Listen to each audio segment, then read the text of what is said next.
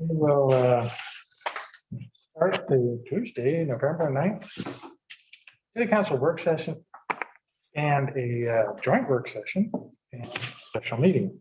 We'll start with a joint work session, but first thing I need an approval of the agenda. Moved. Second. All in favor? Yes. Yes. Straight to our public comment. Before I start on the public comment, I just want to remind everybody about our public comment phase of the meeting. This allows folks to say whatever they want to talk about that they think is a concern to the city, unless it is a topic that is on a hearing for that agenda, which will give you a time during the hearing to focus specifically on that hearings item. Public comment is for us to hear your concerns. It's not for debate. Okay. It is a time for us to listen. We should not be answering questions or responding to what people have to say.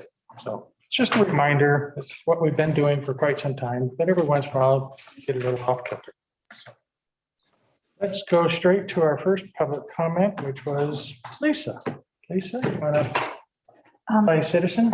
Yeah, the citizen, but I'm not sure. This is on the Roberts issue. So should I wait till the Roberts? No, this is not a public hearing on the Roberts issue, so you're welcome to speak now. Okay. Can everyone hear me with the mask? It's really weird. Okay. I would like to know why we need an easement agreement at all on the Roberts property. Recently, in Clatsop County, a private party wanted to develop an undeveloped public right-of-way to access their land for development. The private party paid all the costs to develop the right-of-way up to county standards, and as it should be, the right-of-way was for public use as well as for the property owner. And I thought about it and I wondered why this easement was even being addressed, and then I realized that the real reason this access easement is before you is because the Roberts want to put up a gate and have the public right-of-way be for their own private use. The idea of a gate is in total conflict with the idea of preserving public lands for public use. Why in the world would the city even consider granting an easement to the Roberts to gate a public right-of-way? I understand that our land use attorney, for whom I have a great deal of respect, drafted this easement agreement, but it appears to have many potential problems. Item number 2 and number 3 of the easement agreement are in apparent conflict. On the one hand, in item number 3, the agreement gives the Roberts the right to construct a gate restricting public access to the right-of-way. And in number 2, the agreement says the driveway shall not prevent or interfere with the potential future opening of West Nenana to public use. Just wait until the city wants to take down the gate. Then the litigation fireworks will ensue. Item number 5 sets forth a provision wherein if the city wants to open the right-of-way, they provide the Roberts with written notice and the Roberts shall, quote unquote, promptly remove portions of the driveway that conflict with the public right-of-way. What does promptly mean? We have seen before how any ambiguity can be turned against the city by lawyers and create a monstrosity with associated legal issues and costs to the city. To protect the city, it should set forth a time frame if you were going like 30 days or something, if you were going to even consider using this easement agreement. And finally, number 8 says the city shall be an additional insured under the CGL policy. It should say the city shall be an additional named insured, which gives the city the same rights on the policy that the Roberts may have. Finally, And this is a lesson the city should have learned from the Nicholson permitting process in North Cannon Beach. The agreement should say, any modification to this agreement, minor or major, must be approved by city council. All this being said, I urge the city council to deny the grant of this easement. It is unsafe, unstable, and fraught with potential issues. Finally, it is simply a terrible idea and flies in the face of preserving public lands for public use. Okay. Thank you. Next, I have Will Rasmussen.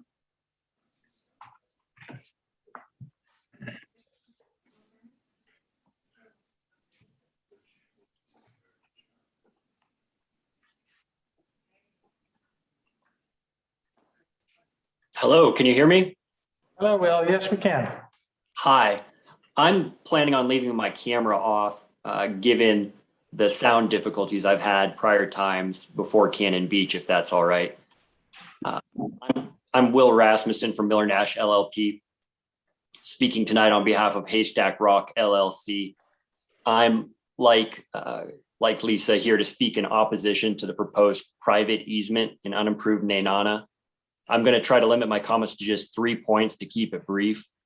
First, I want to just stress that this is a wholly discretionary decision by the council. The council can decide to leave Nenana in the state of nature or reserve it for other public uses. Second, if the council is going to entertain granting an easement in Nenana, it should first hold a public hearing on potential future uses of this space. And third, that granting this easement would hurt neighbors, the public, and contradict city policy. First and foremost, though, there's one thing you take away from my comment. It's whether the city council grants an easement in this right of way is a wholly discretionary decision.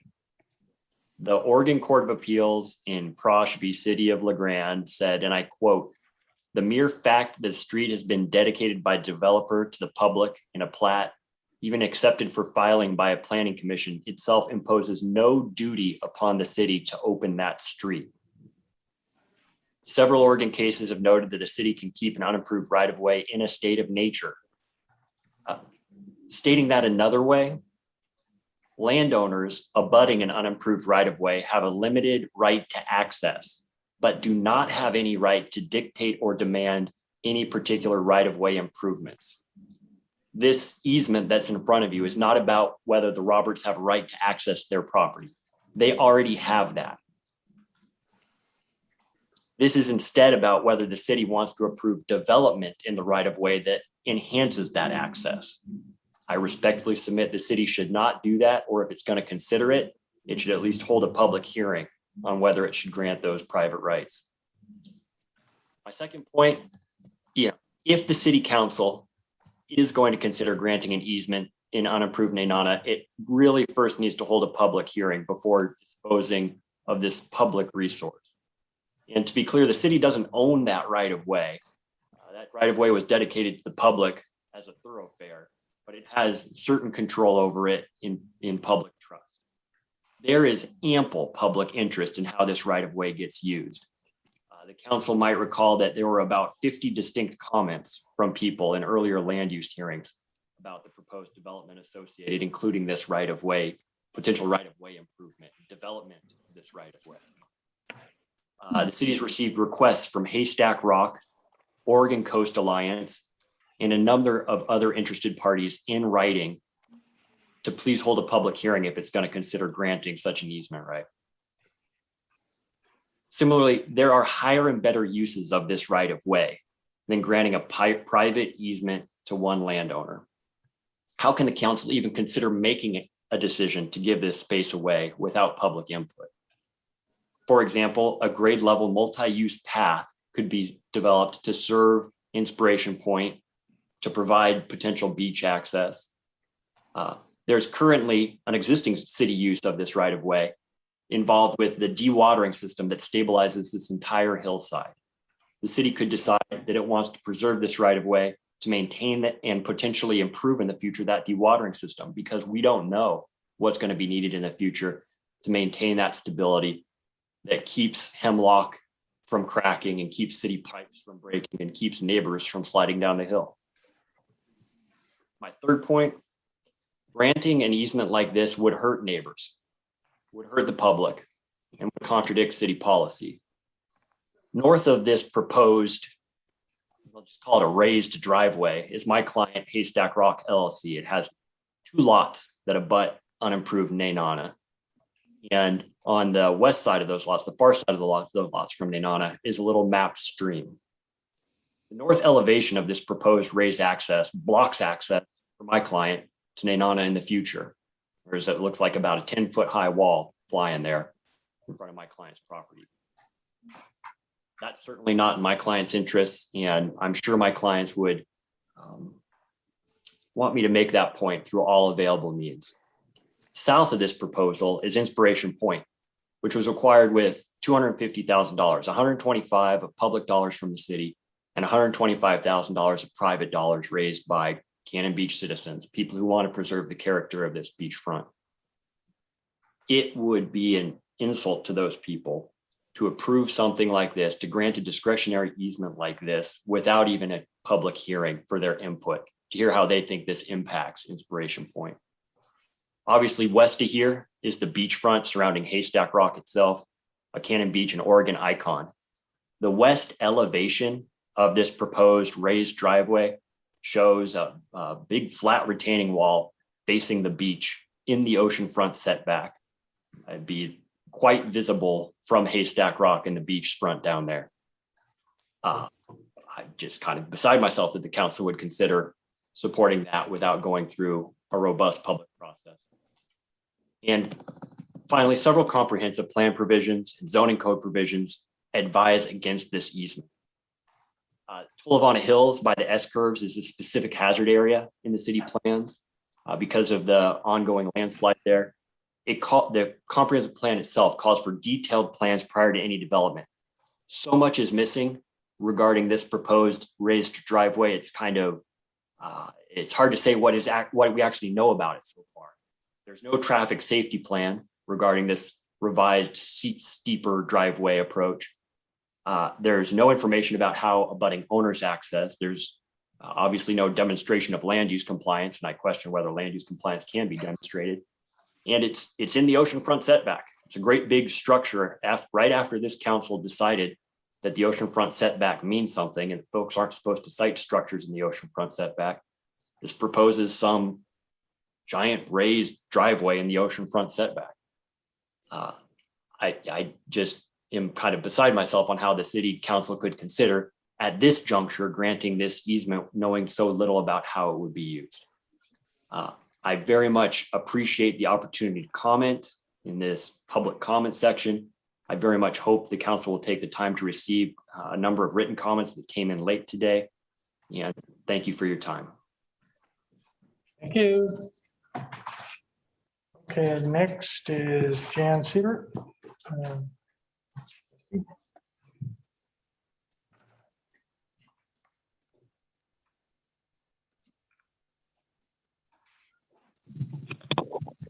Hello, can you hear me?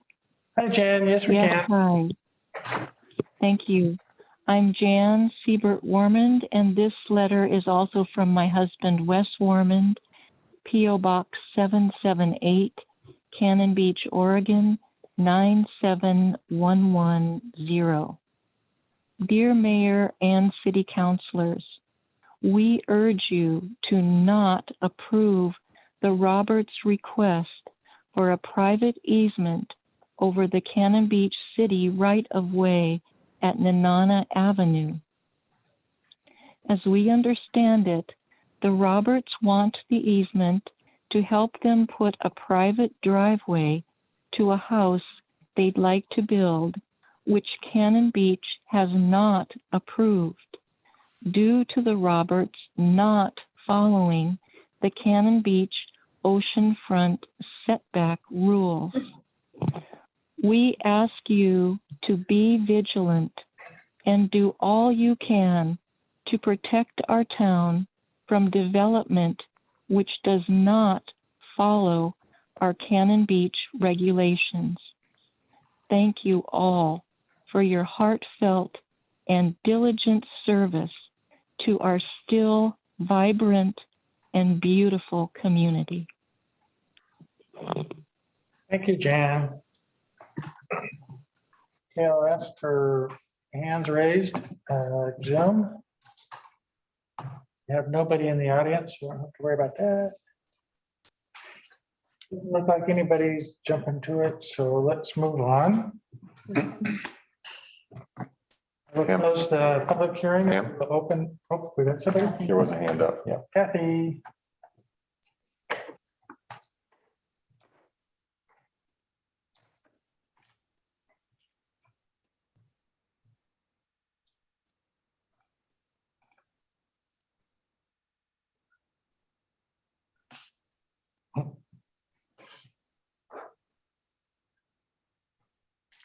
Good evening, Council and Planning Commission. I have a comment on the TSP plan, if that's appropriate right now. Sure. I just wanted to make a couple comments as points of information. In the TSP plan, there were a couple things called out as future plans of action that I wanted to let you all know are actually happening right now or in place.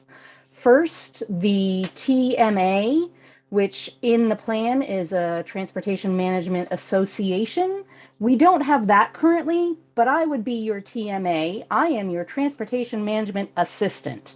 So that is my job at, and I work under the umbrella of Sunset Empire Transportation District, but that is something that I can assist you with if those are things that you want to go forward with and from a city level.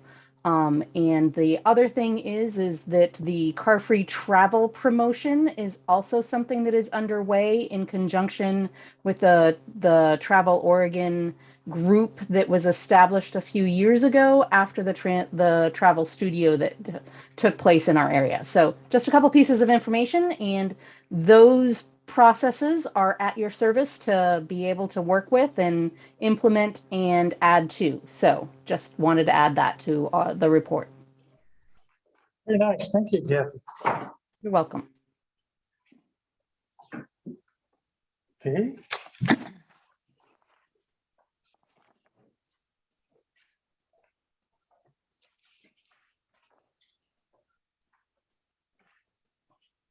All for hands raised. Now I will close the public hearing, public comment. And we will go to our joint work session with the Planning Commission, who are several here and the remainder on Zoom, looks like.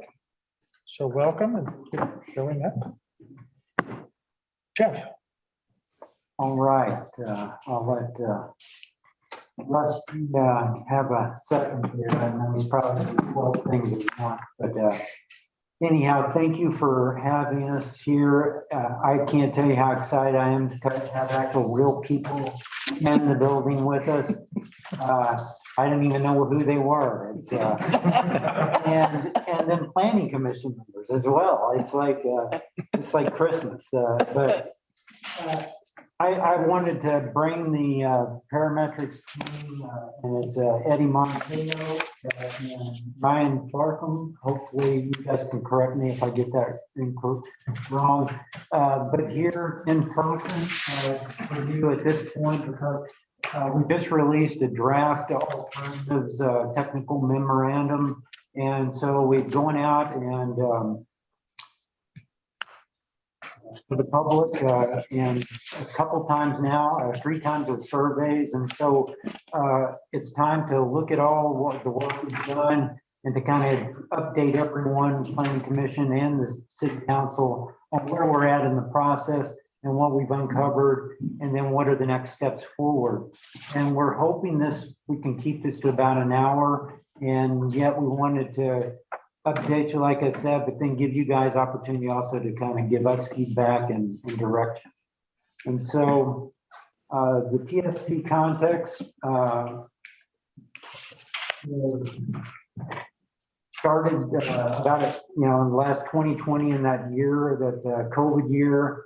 It looks at addresses the current and future needs up to 2040, so a 20-year time horizon. It identifies projects, programs, policies, and standards for moving forward, funding options, and implementation strategies. And of course, this is Cannon Beach's first transportation system plan. And one of the important aspects of that, and they can probably speak to this as well, these new funds that are coming into the infrastructure that were just approved, these things, that's why you do these, is that this gives us leverage opportunity to make changes on our future growth and management strategies. But in doing all of this, we want to keep and preserve the village feel and have a balance of solutions as we move forward. Throughout the process, we've had this decision-making framework where we have a project management team, which is the consultants and staff. I want to recognize Karen Labonte, Rick Hudson, Trevor Mount from our team. I also want to Michael Duncan, if he's out there, from ODOT, and Owen Ranchelli, he's the parking specialist that was also involved in this, and hopefully we'll speak a little bit tonight on that. And then we also filtered all of these choices, existing, future needs, all through the project advisory committee as well, which is made up of 15 to 20 people from citizens to technical experts, Clatsop County planners, other people, Barb's on that, Community Beach Planning Commission, and then you guys. So I don't think it lets me move forward here. Right now. There we go. And so I'm going to hand it off to Eddie, literally. Great. Good evening, everyone. Pleasure to be here. My name is Eddie Montejo. I'm a transportation planner with Parametrics, and I've been working with Jeff and Ryan and many others on this project. So to finish up this section, I just wanted to catch everybody up on community engagement to date. So like Jeff mentioned, we've gone out to the community twice now, and this is just a quick review of what we did in the summer of this year. So this first milestone is really about introducing the community to what the TSP is all about, sharing information with them about existing transportation conditions, the goals of the TSP, and then also getting into transportation needs and priorities. So trying to gather from the community what their experiences have been traveling in the city, and what priorities we ought to focus on as we develop this work. As part of that outreach milestone, we did a few key things. So we did an online open house, which is sort of kind of like an interactive website with information about the plan, information about our analysis regarding existing conditions, and then also a survey which allowed us to capture feedback directly from the community. We also did a public Zoom webinar, which was essentially a presentation for the whole community. And then we did that in conjunction with the first project advisory committee meeting. And then following from all of that, we actually found pretty quickly, and this won't be a surprise to any of you, that parking was a major consideration and issue for the community. So we actually decided to go back to the community with an additional survey to get more detailed feedback on parking. And that box there just shows you some of the kind of high-level stats. We were able to collect 161 comments through the online open house, 271 comments through the parking survey. So obviously that was a good choice to go back and collect more feedback there, for a total of 432 total comments for that first outreach milestone. And there is a full report that I would encourage you all to check out, with details about everything that we learned from this community milestone. But for the sake of time, I just selected one of the graphs here, which really kind of sums up what we learned. And this question was, rank your top priorities for improving transportation in Cannon Beach. And again, this probably won't be a surprise to any of you, but the top concerns are managing the impacts of tourist traffic, particularly in downtown, balancing parking solutions while keeping a village aesthetic and village feel, making it easier to walk safely, and right next to that, making it easier to bike safely around town. And like Jeff was prefacing, we're at a pretty critical point in the project where we've done some initial analysis, we've gone out to the community to introduce the project and share work done to date. And now this is really where we're taking all of that information and trying to siphon it down to a menu of potential solutions, and that's what we'll share with you today. And that's also what we're hoping that you can share some feedback with us on. All right, so the next section will be future needs and deficiencies. So this is really just an overview of how we went about not only looking at existing conditions, but forecasting future conditions in order to make some smart recommendations around potential solutions that the city could consider. So like Jeff mentioned, the plan is looking out at a 20-year planning horizon, looking out to the planning year of 2040. And what we're essentially trying to do is assessing future conditions, assuming that the city doesn't make any improvements in the transportation system over those 20 years. So how would it function in 20 years?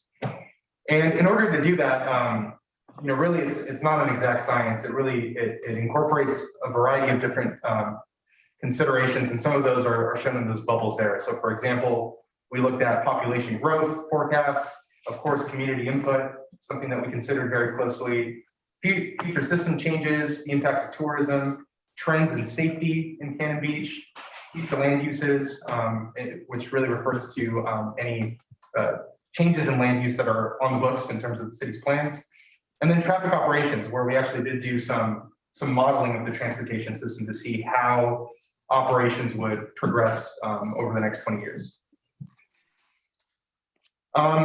Just a little bit more on those on the traffic modeling side of things, just because people have had questions about how we actually did this.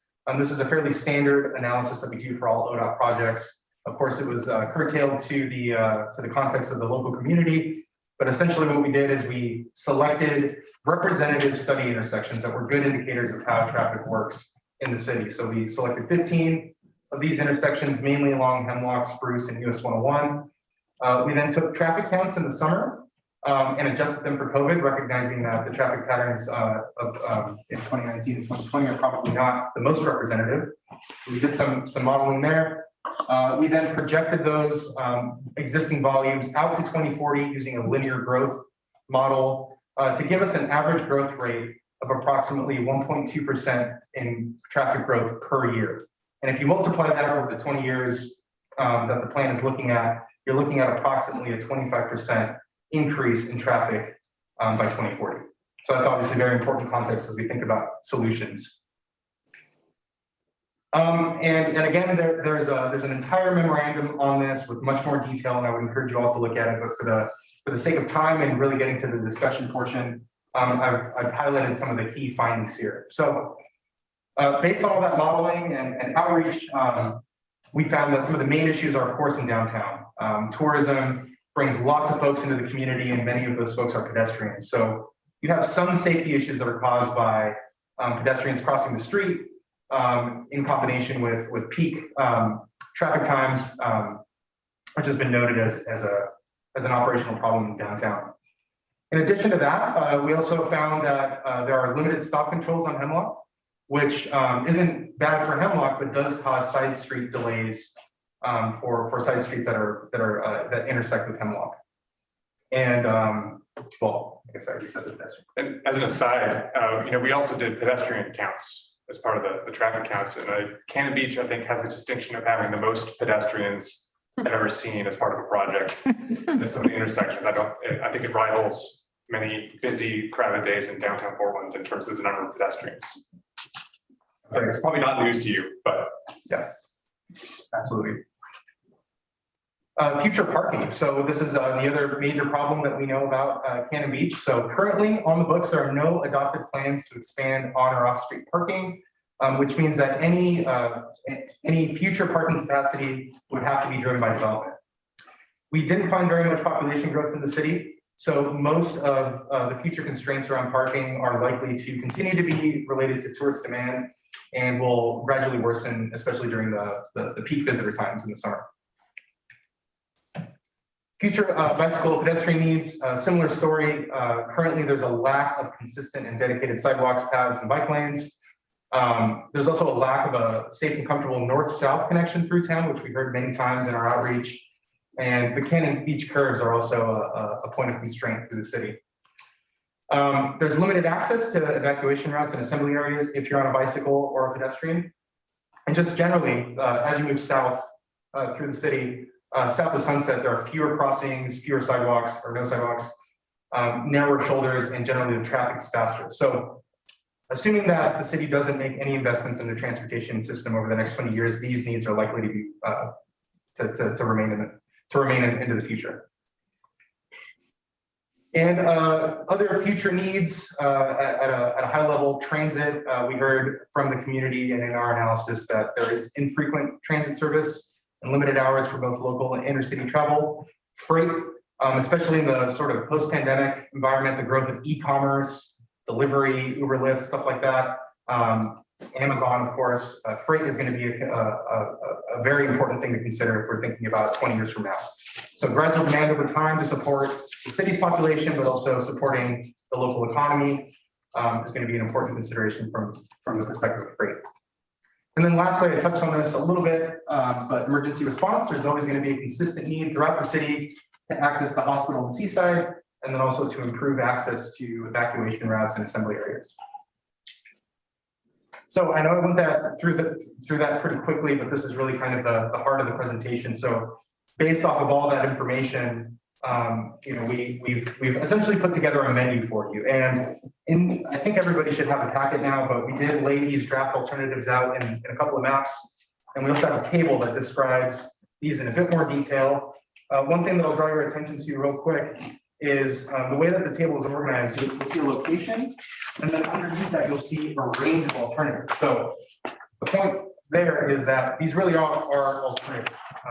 We wanted to be very deliberate in not coming in as outside consultants and telling the city, this is the best thing for you. Really, that should be driven by the community.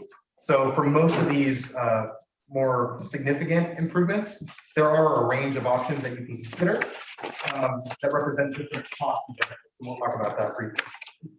Before we go on, are there any questions about how we got to this point before we dive into the alternatives? Great, thanks, Ryan. Okay, so quick overview on how we got to this list, actually. So step one is just brainstorming alternatives. So again, that considers everything that we've heard from the community to date. Again, keeping the village context in the forefront of our minds and making sure that we're recommending or at least considering options that would be appropriate for a town like Cannon Beach. I'm looking at best practices and then trying to identify, once again, a range of potential solutions and not getting too stuck on one kind of approach. For step two, develop evaluation metrics. This really means once you have that initial brainstorm, how do you start to winnow down options that make sense for the community? So we used a couple of indicators for doing that. The first is referencing the TSP goals and objectives and making sure that they're in alignment with the overall plan. Again, some of the more data-centered considerations were the traffic modeling and making sure that any of these alternatives that we're considering would actually improve transit, at least, or excuse me, transportation, at least according to the model. And then we also did some conceptual, what we call planning level cost estimates. So we actually looked at the best practices and our experience building these kinds of system plans and developed some preliminary cost estimates to give us a sense of how you would prioritize these options according to how much they would potentially cost. Step three is really just applying everything I just said to those brainstorm list. So applying that evaluation criteria, assessing traffic impacts, using a variety of measures. Step four is identifying draft alternatives. So really looking at which ones are rising to the top and doing some more refinement. We worked with Jeff pretty closely on talking through these. We had a virtual workshop where we actually laid out all of the options and talked about different considerations. And then we also considered interim treatment. So for example, if one option isn't the end all be all, what can be done in a short term for a relatively good price to reap the most benefit possible. And then lastly, suggesting implementation priority. So on this table, you get a little bit of a sense for that in terms of the priority column. So if it says near, it's something that we've identified as being more of an issue that the community would like us to solve, or something that's more attainable from a financial perspective. If it says medium or long distance, that might be something that is either more expensive to build or isn't as much of a priority in the community. All right, and lastly, community input. So that's, I think, where we are tonight. We're gathering input from you, the joint City Council and Planning Commission. We've gathered input from the Public Advisory Committee. We've gathered public input on alternatives and costs. And now we really need to just kind of infuse that with the technical analysis that we've already done to understand the overall level of community support, which will ultimately lead us to step 6, which is identifying the preferred alternatives. So those would be the alternatives that the city council, the community, and the analysis all support. Any questions about that piece before I jump into the actual concepts? I actually did have one question. I couldn't get to my mute button fast enough. It probably was a better question for a little earlier, but I was curious, you mentioned you made some adjustments for the modeling you did around COVID-19. Can you talk just a little bit about some of the specifics you made for the fact that we just went through COVID and traffic might have been a little different than normal? Yeah, I can speak to that. We did actually a couple of things. One, we took those counts in July of 2020 and then looked at the change in traffic volumes where we had data between 2019 and 2020 on local highways and also in a couple of peer communities to see what is the representative percentage change in traffic. So that gave us confidence in applying a growth factor to those counts. And then to make sure we really got it right, this past summer, we actually did another set of traffic counts to understand what the new normal is to also help calibrate our traffic analysis. I don't know if this is something you'd have offhand, but I would be curious the difference in traffic between, say, 2019 and your most recent. What was an example of growth in that? Obviously not normal time, but very significantly changed time. What kind of change did you see in that short period? Clay, I'll be honest with you. I'd have to look back at the report to confirm, but what I remember is that it was around 6%. It was lower than I think I expected, but it was somewhere in that ballpark. Around 6. Okay. Yeah. Yeah. And Clay, one more thing. If you haven't already, the entire memorandum is available publicly. So if you go on the city website for the TSP, there's a library, and in there you can access the memorandum that explains that in great detail and has all those numbers for you. Thank you. Yeah. Yeah, that's CannonBeachTSP.com. Go into the project library. Great. Thanks, Jeff. I do have another question too.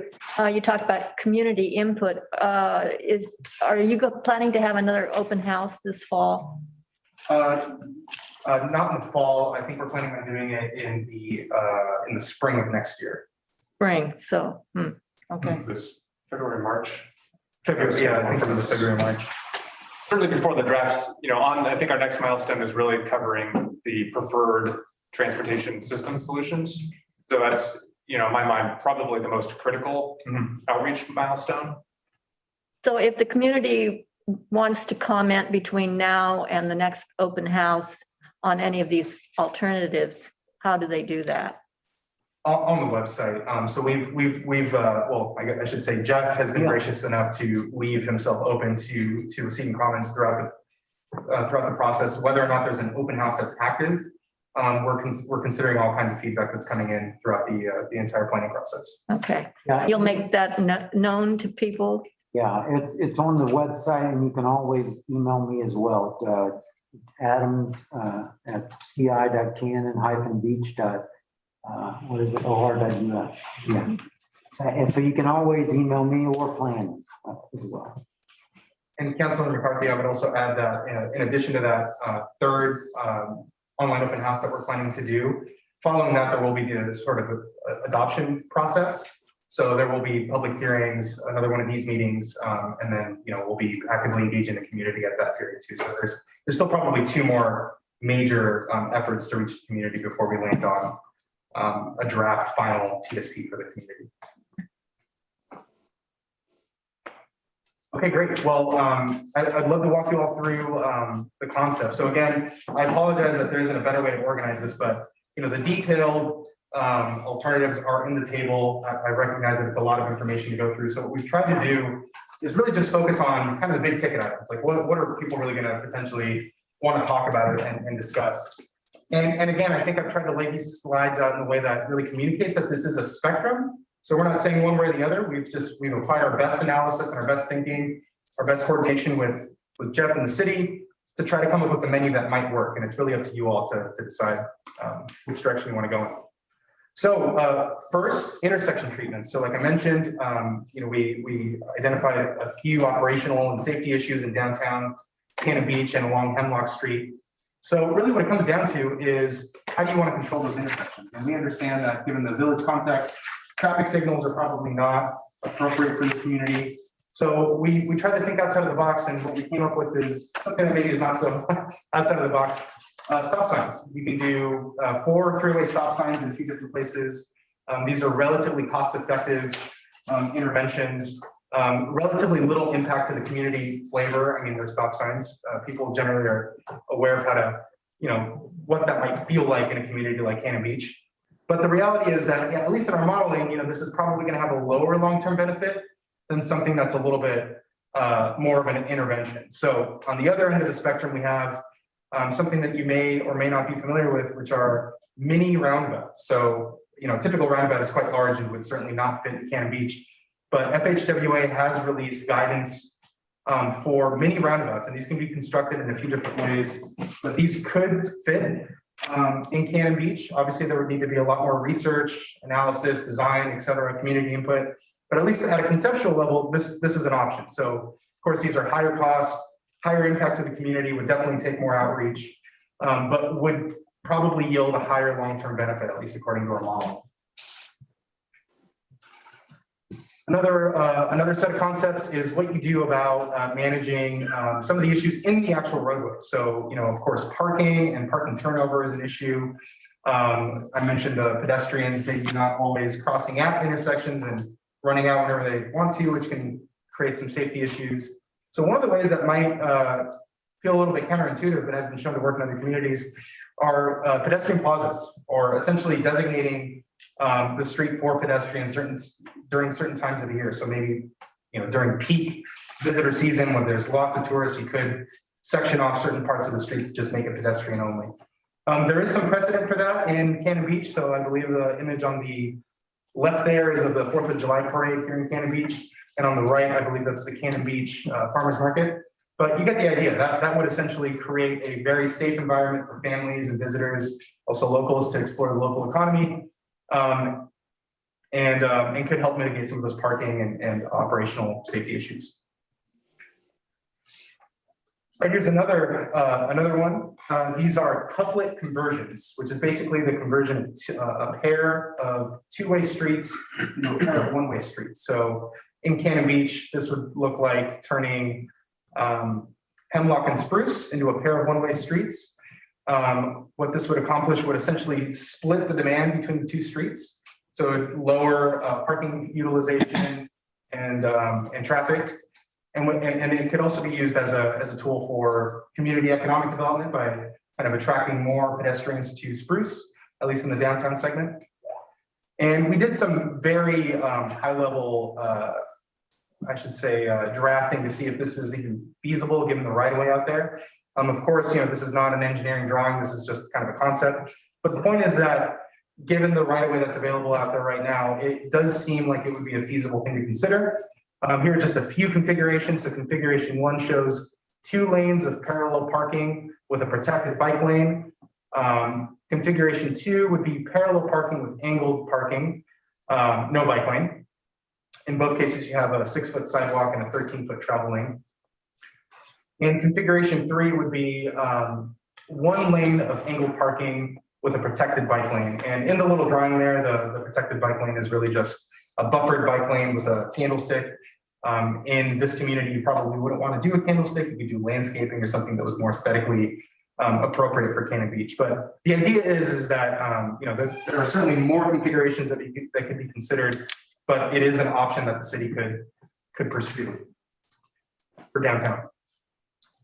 So for this next slide, I was actually going to see if Owen Ronchilli could jump in. He's one of our team partners. He's a parking expert and has been working with us in the city to help develop a range of menu options for managing parking in the city. So Owen, are you able to take this one? I am. Thanks, Eddie. I appreciate that. Can everybody hear me okay? Yep. Great. So managing existing parking, one of the least cost effective things about parking is parking you already have. And that's exactly what we're kind of focusing in on, is the managing the existing supply. And part of that, one of the fundamental strategies that we looked at was striping the on-street parking stalls, particularly along Hemlock and Spruce. By doing so, we believe that you can add quite a number of additional parking spaces, just simply based on how people park along those block faces. And so if they have added space between those bumpers, you're losing out on potential additional parking availability along both of those streets, which actually accommodate quite a bit of parking. So that's one of the priorities. Another piece that came up in the survey that we put out there was the idea of looking at remote lots for employee use and combining that with a shuttle. And so particularly on heavy load days, big events or activities, we want to be able to utilize more remote sites that are perhaps outside of the downtown, and linking those parking spaces with the downtown with the use of a shuttle. And so that's something that you'd want to look at as a seasonal strategy, perhaps, or just during peak event times.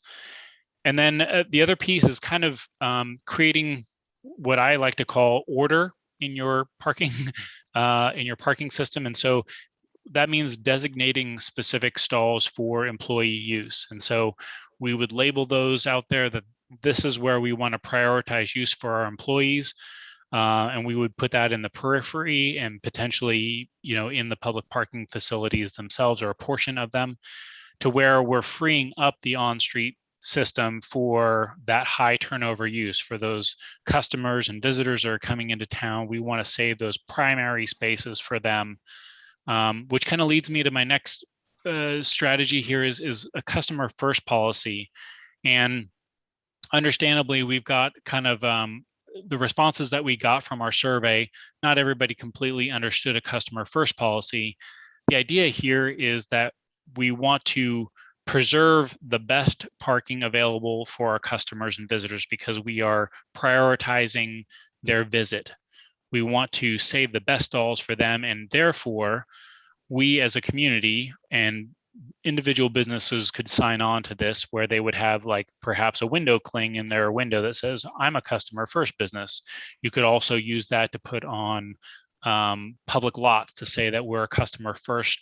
This is a customer first lot. We want to prioritize this parking for you, for our customers. The idea is that if we have designated areas for those employees, that they're going to park on the outside, and that everybody, it's kind of a public relations piece. Everybody feels warm and cozy about the customer first idea. And so it comes best as a grassroots effort. So if it's done from either a downtown boosters or a chamber, it usually has the most success, rather than coming from the city itself. And we've had a couple of examples of really good customer first policies. One, I think the first one started in Plano, Texas, but also downtown Gresham has got a really good one, and a few others as well. So, and then finally, getting into what I would call not quite draconian, but more management intensive type uses is looking at time restrictions, particularly in the high turnover corridors. And we can impose those times, but the idea is that we want to turn over those supplies. We really want to get the employees off the main streets and into the best place. And the best way to do that is by putting in time restrictions in place to get those stalls turning over the course of the day. And then of course we need to monitor it. And so we have to implement some sort of monitoring program to make sure that people are complying with these new policies. And then it could also graduate to where those employees might have a permit. So they would have something that says, I am an employee, this is where I am parking, and just so that we're putting the right user in the right space. That's really what parking management really comes down to. So that's it for this side, but I will be happy to answer questions later in the presentation. So I'll turn it back over to Eddie. Great, thank you, Alan. So, councilors and commission, we have just a few more slides, and then we get to the discussion section. So if it's okay, I'd like to just keep going. Okay, great. Okay, so pedestrian treatment. So again, one of the things that we've tried to do is to be very context appropriate here. So we haven't recommended sidewalks in this list. Really what we're looking at instead are improvements to existing shoulders and the creation of side paths. So you can see that in the top left image there. Essentially, this can be constructed in a variety of different ways, but it can use the existing space that's out there already. They would be at grade, and you could essentially create them by using some striping and possibly compacting some material like gravel or something like that. These can be made ADA accessible if that's a desire, but the long and the short of it is that it's a relatively cost-effective and very implementable solution to creating more designated pedestrian areas. In addition to that, you have the creation of more trails, of course. So there's the Oregon Coast Trail that goes through the community. There are other trails that are called out in the Cannon Beach Master Trails Plan that we could implement through the TSP. And those would typically be off of the street, typically paved in some way, and accessible by all users. So anybody, whether they are walking, using a bicycle, or a mobility device.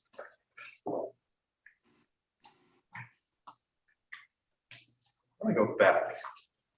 Well, I was just going to mention that there's also crossings, of course. So we did identify a few places where we could enhance crossings. Again, given the context of the community, we're not talking about more urban style treatments. These could be fairly simple, simply updating crossings, pavement markings for crossings, signage, and then possibly using things like speed tables to help bring more awareness to where people are walking across the street. For bicycle treatments, there are a few places where we're recommending limited on-street bicycle lanes. You can see that in the lower left-hand there. In most cases, we would probably want to consider some kind of a buffer to help protect or to help separate bicycle traffic from vehicle traffic as a safety precaution. In other cases, a lot of the improvements could be fairly low touch. So for example, in the top right hand corner there, that image shows a simple bicycle marking, sometimes called the Shero. Basically, it just designates a low stress, kind of low volume street as a place where people can ride their bikes safely without needing much in the way of vertical infrastructure, curves, or anything like that. And then lastly, signage. Wayfinding signage is pretty important, and it can help designate an area or a route for use by bicyclists, and can also include wayfinding. So for example, if you wanted to use it as a way of directing people to different parts of the city or helping create a contiguous network through town, wayfinding is a great way to do that. That's relatively low cost and easy to implement. All right, and transit improvements. Most of these are related to service. So just generally increasing intercity service, considering something like a frequent service circulator shuttle that could be serving for employees or visitors, depending on how it's implemented. It also relates to what Owen presented on regarding lots and shuttle services for helping manage parking. And then we also identified some opportunities for what we're calling mini mobility hubs. So not sure if anyone has heard this before. It's kind of a hot topic in planning, but the idea is not new. Really, it's just citing a variety of transportation options in a single place where it's accessible, easy to use, easy to understand. And for example, in these images, you have a combination of parking stalls, electric vehicle charging, bicycle racks. Those racks could be used by a shared bicycle program or scooters or something like that. You also see in the right image there, there's an area for walking that's clearly delineated. And some of those parking stalls could also be used for for emerging mobility options such as Uber or Lyft or DoorDash or something like that. So designating those spaces and clearly marking them and providing information could be a great way for tourists, for example, to not need to drive into downtown. We could simply walk to one of these mobility stations, access a variety of options, and help reduce traffic in the city. Okay, so last piece is just where we are today in terms of getting this information out. So like I mentioned, we've gone out once again, we're at the second milestone in outreaching the community, and we've shared all of these options with folks. We basically replicated the same approach that we did for the first milestone. So we've done an online open house, a public Zoom webinar. We've done a public advisory committee. We're here with you tonight and taking public comment. And we've also done ads and notifications on an ongoing basis. So that includes updating the website, news release. We've released a flyer, and we've done direct outreach as Jeff has received emails and stuff. So far to date, we've received a total of 126 comments, not as high as last time, but we did hear from, I think from Karen that we are hearing from the community that people are a little burnt out. There's been a lot of activity in the city, lots of happenings, and TSP is part of that. So we're really hoping that we can boost numbers in the spring of next year. But just to share some of the high level findings in terms of what people think about the alternatives, most people, 57% agree that the draft alternatives are right for Cannon Beach, and they believe that they will improve travel and safety conditions. Parking, of course, is still the #1 priority in town. We're finding this again and again. It doesn't matter which question we ask, parking sneaks its way in. So it's clearly something that we have to address strategically as part of this TSP. Some of the more potentially controversial questions: would you support the use of 3- and 4-way stops along Hemlock? Most folks, 60%, agree that stop controls will improve traffic delays and safety issues along Hemlock. Would you support the use of mini roundabouts along Hemlock? Most, 57%, agree that mini roundabouts will improve traffic delays and safety issues along Hemlock. Would you support converting Hemlock and Spruce Streets to a pair of one-way streets? 63% agree that couplets will improve traffic demand, parking constraints, and provide new space for walking and biking in downtown Cannon Beach. And I'm just going to jump ahead. So that question was just asking people to prioritize the parking strategies that Owen went over. And I just went ahead and ranked these for you just so you can get a sense of what people are really most excited about. And the top strategy that people have identified is identifying remote parking lots for employees and overflow visitor use, imposing time restrictions for some on-street parking spaces, and striking existing on-street parking stalls, which, like Owen said, is a pretty cost-effective way of managing the existing supply of parking. Other key findings: among those who took the survey, strong support for all pedestrian improvements, including 53% in favor of pedestrian plazas in downtown. Like I mentioned earlier, the lack of a consistent north-south bicycle route for all ages and abilities was noted as a concern, and that is still being represented in the comments that we've received to date. And there's also been a call for better bicycle connections to tsunami evacuation routes. And then lastly, as far as transit goes, I apologize for the typo there, increasing intercity transit service, providing circular shuttles for visitors, and improved access to evacuation and assembly areas are the top priorities that we found. So again, I apologize for going through all that very quickly, and I know I talk fast on top of that. But the point was to get to this. So really, what we want to ask you are the same questions that we ask as a community, which are just at a fundamental level: are we getting this village aspect of the TSP right? Are these the right alternatives for Cannon Beach? We'd love to hear your feedback on that. Number two, given limited funding, which alternatives should be prioritized? Again, we took a kind of a first stab at that by creating a range of alternatives and trying to order those according to cost and implementation priority. But we'd love to hear from the council and the planning commission as to which of these alternatives and issues should be top of mind as far as the TSP. And of course, is there anything missing? You all know the community much better than we ever will. So we really want to know how we can make this analysis better and how we can carry that knowledge forward into the preferred alternatives work. So with that, that concludes my presentation. I suppose we'll open it up, Jeff. Yeah, I think Jason did ask for a helicopter. Oh, He always did. that'll be a first. TSP. Robin, you asked. One of the things that I know the local residents are concerned about is parking for them. And it doesn't appear that that's been a focus for you.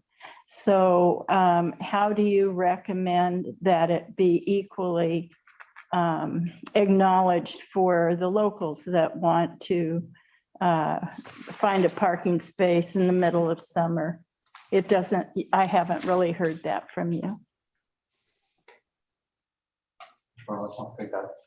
I guess I've, did you want to? Yeah, I just want to make sure that I understand the question. So you're not talking about parking for residents at their residence. You're talking about No. parking for residents in the downtown. Is that right? That's correct. Yeah, that, I mean, it's that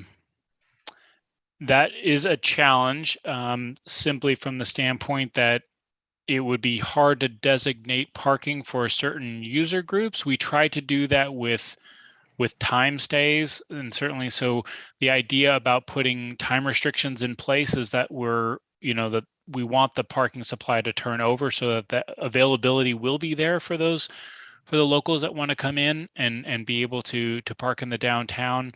Or there are some strategies out there, in terms of off-street facilities where you can say how many stalls are available, but it requires kind of a loop system in the ground. Not super expensive, but some of those reader boards can be expensive. So you would know at any one time how many stalls are available in an off-street lot without having ever going into it. But it would be really, the challenge, I think, is to properly manage that. How would we know whether there's, if it's actually a resident parking there, or, how do we keep other visitors out of those spaces? So, And I think I'd add that, I think we should be clear that when we're talking about parking management policies, we're not talking about just the visitors, really are talking about everybody who's trying to park and do something in downtown Miami Beach. I think all of the strategy we've talked about would lead to more effective parking management, would lead to effectively more parking available for more people for more of the day, which would, I think, intrinsically benefit local residents who are trying to park in downtown as well. well said, Ryan. Thanks. Since we're talking about parking for Owen, there's one little nuance that we have that I didn't hear from you guys, was the fact that you were mentioning customer parking and employee parking. We have a third category that is beach stay, because you'll have a family come in, park in a spot and go to the beach for the whole day. And yes, they are customers because they've got to buy an ice cream cone, but technically they're not what I would qualify as a customer parking, meant to just go shopping for certain 2 or 3 items and go. They're for a full stay. So they almost relate more to an employee than they do. So that's a category that we've struggled with how to, and the time limiting is the way to handle that. But still, it's part of the equation. And I think that's also where those out of downtown lot opportunities, to the extent we can find those I think are the most attractive for those folks who are spending the entire day in Cannon Beach, right? The amount of time you're willing to walk or wait for a transit shuttle or any of that, it's kind of directly proportional to how much time you're actually spending at your destination, right? So the folks who are really going to spend a whole day are going to be more open to somewhere that's a little bit out of town, but might take them a couple more minutes to actually get to where they're going. There's some issues with that. I agree with what you're saying. The thing is that most of the beach stay people, they come early. So they'll be here before the shops. The shop open, so they get the best spots. That's one thing. The other thing is they want to get close to the beach because they got a ton of stuff that they're taking down to the beach. So taking a shuttle is kind of a negative to that. So again, yes. I don't know. It's a complex problem. I would think I think the that's shuttle idea, seems to me, would work. They come and park at a more remote lot. They unload all their stuff. I'm thinking like at the airport, you unload all your luggage, the shuttle comes by, you jump on, they take you to the airport. Same thing. You unload all your beach paraphernalia there, you get on and they take you to one of the beach accesses like Tolovana Wayside or Gower Street. And again, they've talked about a mini hub at Tolovana, another one at Gower Street, and one at the Les Shirley north access into the creek. So me personally, I would prefer to have that and not be trying to park downtown and unload my car and people scowling at me. Doing. And because I scowl at them when I see them unloading the trunk, and I know they're going to be there all day right in front of the bakery or whatever. So I think that would be a good reason to have a more frequent circulator shuttle. And you go beyond you with those many hubs and having electric facilities that are electric charging your mini shuttle. I'm not talking about the current bus that goes up down the street, but it's probably smaller. It takes, 8 people at a time, a family at a time, whatever. And they can be electric, that cleans up things.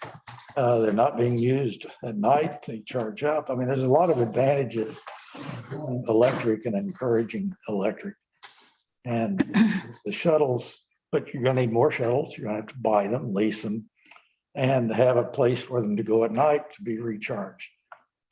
But I like the ideas you have here on this. As long as I'm talking, I may add one more thing. It's something that I don't see here. I see bits and pieces. And we see this, the public seems to like the idea of the pedestrian mall, street closure. And they also like the idea of the 2 one-way, the couplet. But and then you get into the mini roundabouts, and it starts to look like it's pretty complex at 3rd Street. And I wondered if you had not looked at just having the mini mall, the pedestrian mall between 1st and 2nd. Mm-hmm. Keep that closed. It becomes a town square. And the circulation around that becomes much simpler with fewer traffic controls. If on the west side, you use Larch Street. And so going south, you use Larch, you go past public parking. Coming north, you use Spruce, and you go right past public parking. And you have if you look at the traffic flow, you're not going to have the conflict with left turns and all that. So I would encourage you to take a look at the 1st, 2nd Street as a pedestrian mall and circulation using the couplet, but with Larch and Spruce. Anyway, my thoughts. Great idea. Can I just a couple comments, and hopefully I'm not stealing your thunder here, but on your first comments around parking management, I think the other thing I wanted to communicate big picture was that there's no single silver bullet with any of these strategies. I think it's best to think of this as a program of parking management, and all of these interventions we've talked about working together will have the most effect. Will it solve 100% of the problem? No, and I don't think that's a realistic goal, but I think what our realistic goal is to mitigate the issue, provide more parking, make things more rational and easy for people to understand whether they live in town or live in the city. Yeah, if we were to be successful and build a new city hall and then remove this building, that again opens up a much larger space for city vehicles to return to charge overnight, the public, and becomes a much larger mini hub. Additional parking, which everybody says we need more parking. So I think what I'm saying is you don't have a project, we're just going to go do this and it's all done. I think you need a 20-year plan, which is exactly what you're trying to address. It says these are the priorities, and every time we make a decision, we need to look and say, is this moving us in that direction? And then I know Jeff would like to establish some priorities. Which ones do you start with? Well, I appreciate you. What are our values or goals that are leading us and bringing up the electrification? Because you know, we had that in our public comments quite a bit, talking about moving to cleaner energy, moving to the, like, you know, this makes sense moving forward for the next 24 years, pushing in that direction. And I Possible. think very common. With the electric bikes and other mobility devices, I think it's a way to look ahead and see what do you want, what do you see this looking like in 5 years, 10 years, 15 years? Yeah, and I guess I'll just add too that, you know, with whether we're talking about the parking sort of program, you know, the constellation of various interventions that you can take, or electrification, or any of the other elements of the solutions that we're talking about. What's great about the TSP is that, you know, the intent is really for it to be detailed and programmatic enough so that the city can go out, acquire funding, and start actually making an impact in the system. But at the same time, it's also very flexible, you know, especially if you do take that sort of policy-oriented programmatic approach. If we know what our values and our priorities are, we can kind of course correct along the way over the next 20 years. So it's really intended to be a living, breathing document, which is why, you know, try to do my best to kind of paint these as ideas along the spectrum. You know, as long as we're in agreement about the direction that the city wants to move in, you know, this can be a pretty impactful plan. So I think that's a great thing to say there, Eddie. Just from the standpoint of parking management in general, it's the nice thing about parking management for the most part is, unless you're building new supply, which is highly expensive, parking management it's a trial and error thing. It should be seen that way anyway.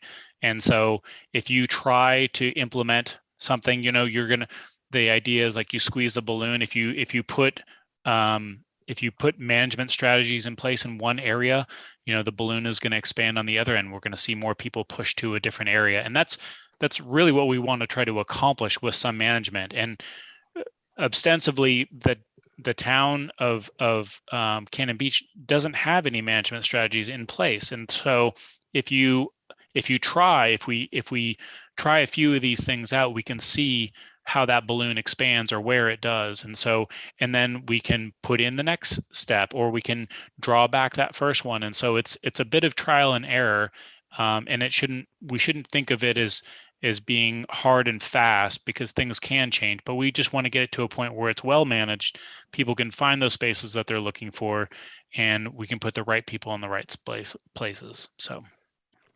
Yeah, I like your analogy of the balloon. And I think a lot of people, the residents, are very concerned when you start limiting parking downtown, that balloon bulges right into their neighborhood. As parked on all these small village-sized streets.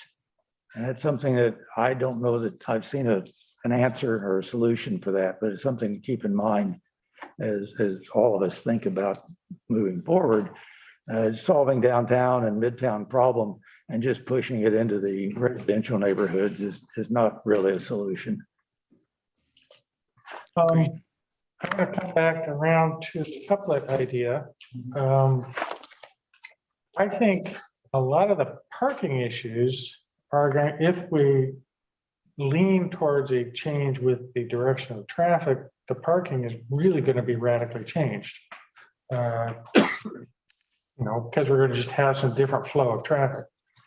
So there's almost a split. Do we go with that, or do we go with this? And then decide the parking after that. Another point was I wanted to make, back in the 90s when I was on the planning commission, we had a strong push to strike and designate all the parking. I was strongly behind that at the moment, and I got convinced that that's not the best way to go. Let me just explain. If we use the east side of Spruce between First and Second, it's a nice long straight stretch. People naturally compact themselves far better than a measured spacing. You gain at least 2 parking spaces by not sectioning off the spaces so that the little car fits in the 20-foot parking space as efficiently as they jam themselves in together. On other spots, though, it does help. So I would consider, if we go with a standard traffic flow, to really look at those places that striping does help and leave the places that it doesn't help more open. And let natural parking nature take over. But again, I'm going to go back to the couplet. I think I'd love to see some lined out concepts on the directions. I think Mike's idea of, sectioning off one whole area, not permanent, it could be seasonal or something like that, or anti-seasonal in our case. Which way the parking goes, clockwise or counterclockwise, depending on how you look at it. There's even a weird possibility of doing a figure eight, but I think that gets really confusing. So You said demolition derby. anyhow, I would love to see a little more detail on that kind of stuff. The pedestrian mall probably does, in my mind, does more to create the village image than any of these other alternatives we looked at.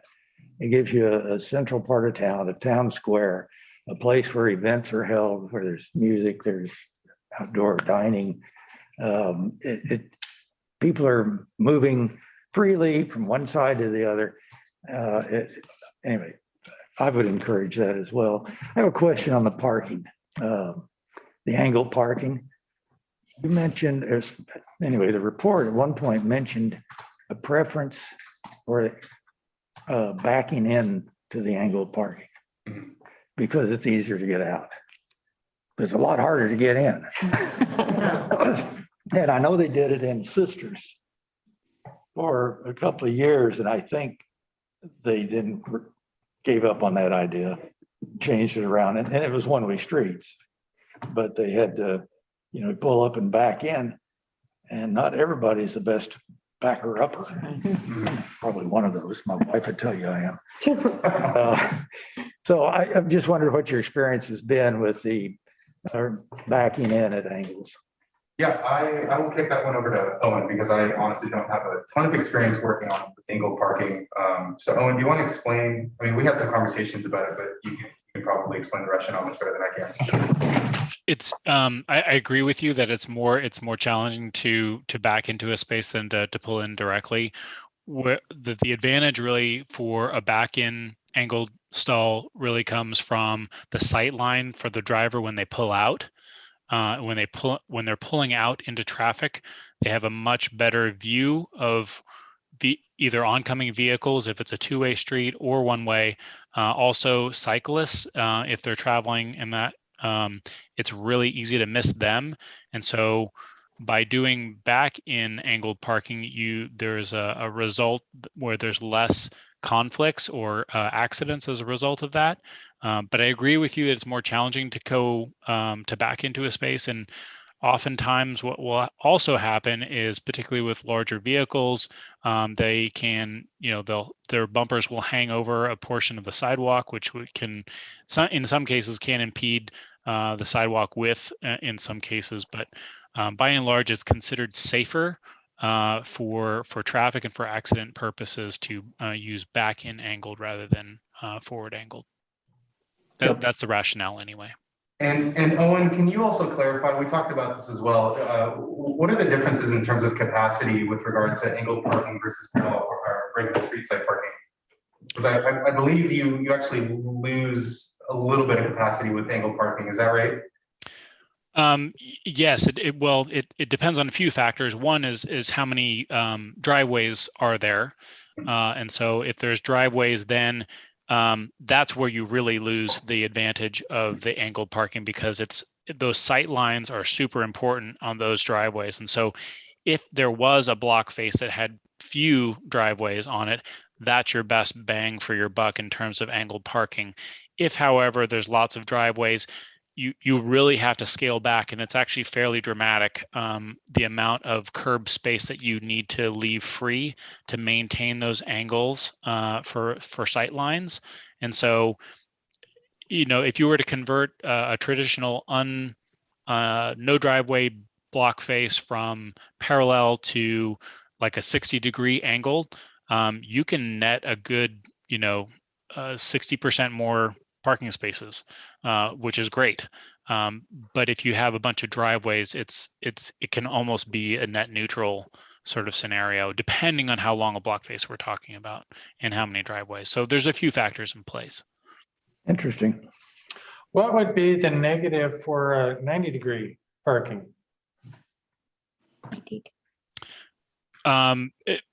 Typically, it's time. That's really what the negative is that anybody who is in lane, or if it's a busy street, they're having to wait. They have to come to a complete stop for somebody to pull out. And if it's two-way, you're stopping traffic in both directions. Whereas if it's angled, you're just pulling in usually to the tight lane or the closest lane, similar to a parallel stall would function. And so oftentimes you'll see the 90-degree angle most often used in an off-street example. It certainly can be done on quieter streets. There is a good possibility of being able to do that, but it should be used on a much lower flow street.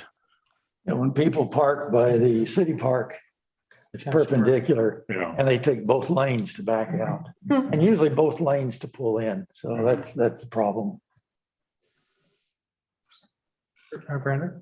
Yes, I was kind of curious about the absence of discussion on paid parking. I know it is a version of timed parking, but I'd be interested to hear how you feel that would either create more traffic flow or less traffic flow in terms of solving the parking problem. Yeah, that's a good question. Oh, and we did talk about that. I think I consolidated some of the options for the purposes of this presentation. I believe the memo has a brief description in there of an option that would consider paid parking permits or something like that. But Owen, anything to add on that? I'm trying to think of a good analogy to compare that to. And I'm not coming up with one, but it's the way I would say that this is it's an evolution. Parking management is an evolution, and so to have a system that has no management in place to go immediately to paid parking is kind of it's certainly doable. Leavenworth, Washington is looking at doing that. They didn't have any management in place, and now all of a sudden they've got paid parking on street. But there was a real desire on the part of council and the community to do so. Such could be done in Cannon Beach, but the feeling that we were getting is that probably not ready for that. And so the way that I would recommend is that you would start with the first steps of timed parking and then graduate to paid parking, because honestly I think that paid parking could have a future in Cannon Beach down the road, and it could generate some nice revenue for the community. But I do feel like that we would want to take baby steps into this rather than jumping right to the not what I would call last alternative, but it's fairly way down the progression in terms of how we manage the parking supply.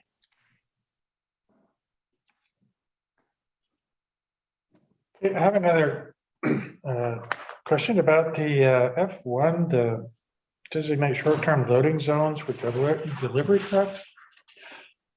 Would that also incorporate like a time limit for when deliveries could happen, or something like restriction of days for deliveries? Yeah, that's not something we haven't specified here. But, it could be, low loading zone, 7 to 9 a.m. Monday through Friday, that kind of version of signage. But basically preserving some curb space to make sure that you don't have, trucks having to stop in lane, for example, on both things. Well, the other thing I noticed is the big trucks constantly circling around because they're looking for a place to park, but also they do it all day long. Mm-hmm. Especially during the peak hours of traffic. And I'm sure it's frustrating for them as much as it is for the entire traffic system, but if it was feasible or appropriate to say no deliveries after 10 a.m. or 5 or something like that, so they knew that it's not worth it. I don't know. That's something that I think we should. I'm talking again about just the downtown because that's where that complexity happens. Yeah, I'm not personally aware of anything like that, but I could see it being a valuable tool to consider. So yeah, we can certainly look into that. That might be a more programmatic thing with the business community, honestly, because it's under state laws, it gets kind of squishy if you try to restrict when trucks can or can't be on a public road. But so I think it might be something more you would work with the business community. I agree. There's we call them combination zones, where you have a combination where it's a certain period of time where it's designated as a loading zone, and then afterwards it switches to a more traditional parking space for other users. And then you have parking from 7 to 11 or something like that, and then afterwards it converts to a regular stall. And I agree that kind of the community can come together, whether it's a chamber, a booster, or something like that, where they would say, we would like, and they talk to their vendors, and they would say that, we would like to, target as much as we can to the highest degree possible, where we're getting our deliveries before noontime, if possible. If not, you can certainly come downtown, but you might not have that loading space available to you. And so you will you will have to either hunt for those spaces, or you might have to double park and be subject to a citation potentially. So there's a way to approach that as well, but it is more programmatic for sure. Okay, thank you. Did you identify any remote lots that might be used or might be potential for the employee and maybe some other type of parking? Where would they? Yes, so in the fourth technical memorandum, I believe, the future conditions, we actually did a detailed parking utilization amendment. And Owen actually did the work, and he actually mapped out all of the offsite lots that were available within the city. So I don't have that in front of me, unfortunately, so I can't really share off the top of my head where these lots are, but there was a concentration of them both in downtown and midtown Cannon Beach. So what I think the next step would be is if this remote lot option is looking viable, which it is based on the conversations tonight, the next step would be to take a first pass at seeing which of those lots might work best for which user group. Owen, I don't know what other steps would be involved in sort of advancing that recommendation, but in my mind, that would be kind of the next step. Yeah, I think it's depends on how we want to go about it, because it can be done.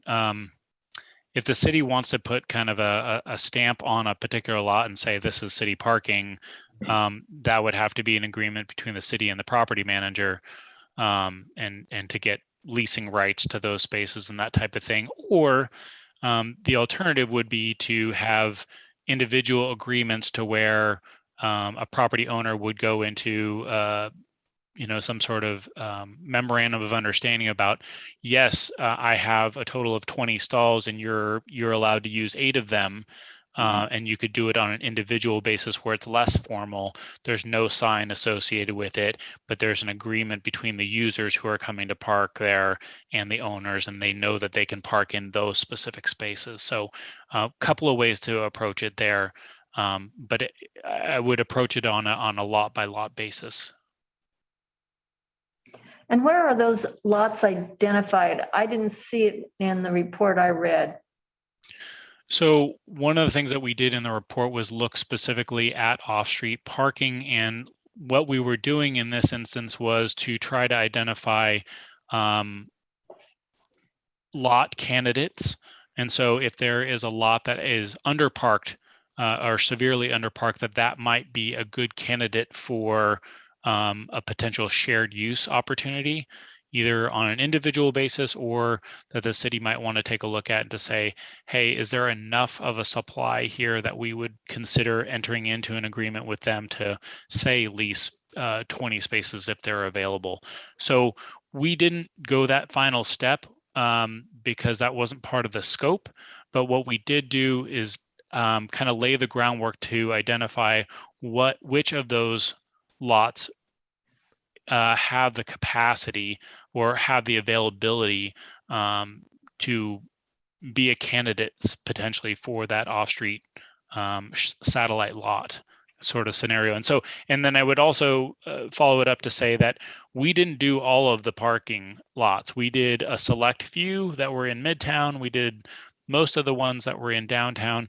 There might be lots, good candidate lots that are even further out or not part of the sampled supply that would be a good candidate lot for these satellite locations that were not studied. And so we're going to have to rely on you and the community to help identify what those spaces or what those lots might be. Councilor McCarthy, the other thing to consider, right, is, I think we're focusing on those existing lots that might be a good opportunity. Partly because, when we're talking about new lots from whole cloth, right, in some other area of the city, you want to make sure that people actually will leave their car there, right? And so sometimes I think we think that a new parcel across 101 or something like that might be a great idea. But if there's not street lighting there, there's no quote unquote eyes on the street, people are not going to be comfortable leaving their vehicle there. Then you also need to consider things like, if we're talking about a shuttle, ideally, can that shuttle get in there, turn around without backing up and get back out of wherever we're talking about? So I think that's kind of why we gravitated towards those existing opportunities. Okay, so Councilor McCarthy, oh, I'm sorry. where in the report is this discussed? Yeah, I'm sorry. I misspoke when I said the fourth technical memorandum. It's actually in the third. So it's going to be the existing conditions memo. And Jeff, if my memory serves me right, I think we added that supplemental parking analysis as an appendix. So if you go in the project library, you should be able to find it under tech memo number 3. Yeah, my apologies for that. I had an idea that came to me as we were talking here. I haven't really vetted through it. I think it's partially addressed by some of the ideas we've already talked about, for example, the timed parking. But one of the sources of parking that we have in place are at the hotels, and thinking about how to get the people who stay in those hotels to keep their cars in those lots might tie into the public transportation, back to the time requirements around parking downtown. But I'd be curious about how often someone who parks in the hotel then drives downtown to go to the beach, or drives downtown to have dinner, and what alternatives might we have to incentivize them to keep their car there. I think that partially gets to what I think Kathy from Sunset Empire at the beginning of the meeting mentioned, is that there's already been some work around the sort of information campaign around, how can you get around Cannon Beach without your car, and making sure that kind of information is widely distributed in places where people are staying. The other piece of that, though, of course, is these other kinds of options, like Eddie was talking about, enhanced mobility hubs, where you have new options for leaving your car right at your doorstep, right, that gets you to downtown without having to get in the car. So I think it's a combination of some new investments and some tools, and making it easier to walk and bike, for example, and also just the information part. What is my route to get from the hotel to downtown? And change behavior. Yeah, and having stayed, I stayed at Seaside a few weeks ago and came to Cannon Beach to check out downtown as I was thinking about this project. The Airbnb that I stayed in, they give you a bunch of materials about how to get around, where the restaurants are, what to do for fun. And I was thinking that would be a great place to have a simple map that says, hey, in this community, here are your 3 closest mobility hubs, or whatever it may be. And it's within walking distance. And I would definitely take my family on a walk to go access one of those service centers, and leave the car at the Airbnb. I think it's a great option. And I think most people come to places like Cannon Beach because they want to walk around and enjoy the community. So I think, like Ryan is saying, that information component can be pretty powerful, even though it's a relatively simple thing to do. It's just a matter of instituting those services in a place where they're accessible to people, and then just letting them know that they're there. And I think people will use them. So. The other, just one other thought on the information, a number of ideas in here, but the other piece of this, right, is to the extent possible, getting people to leave their car at home in the first place, right? Which I know this is a taller order, but this is a 20-year plan, right? So we can be visionary about how to get people to do that. But again, on the information sharing part, just publicizing, getting some data and publicizing, when are the lots mostly full on a given weekend day? That kind of information on a website can let somebody know, oh man, maybe I should reschedule my trip for another day, or is there another way I can get out here where I don't have to park? So I think information and getting it out to people is pretty powerful.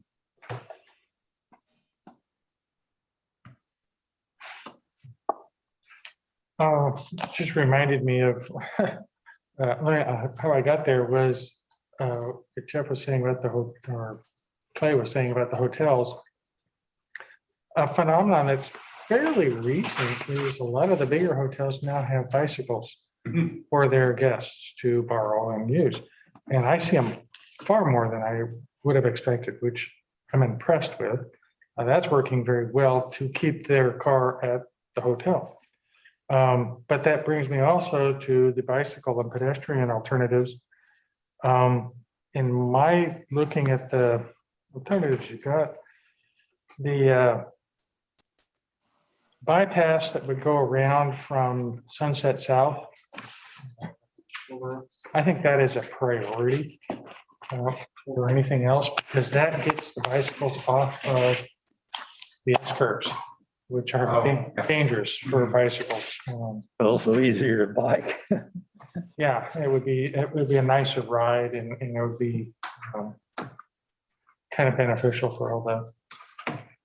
And that way we could focus then on the S-curves where they're going to need pedestrian access and do something that will work better for pedestrians and not be overwhelmed by the cyclists who will be crashing into the trees no matter what.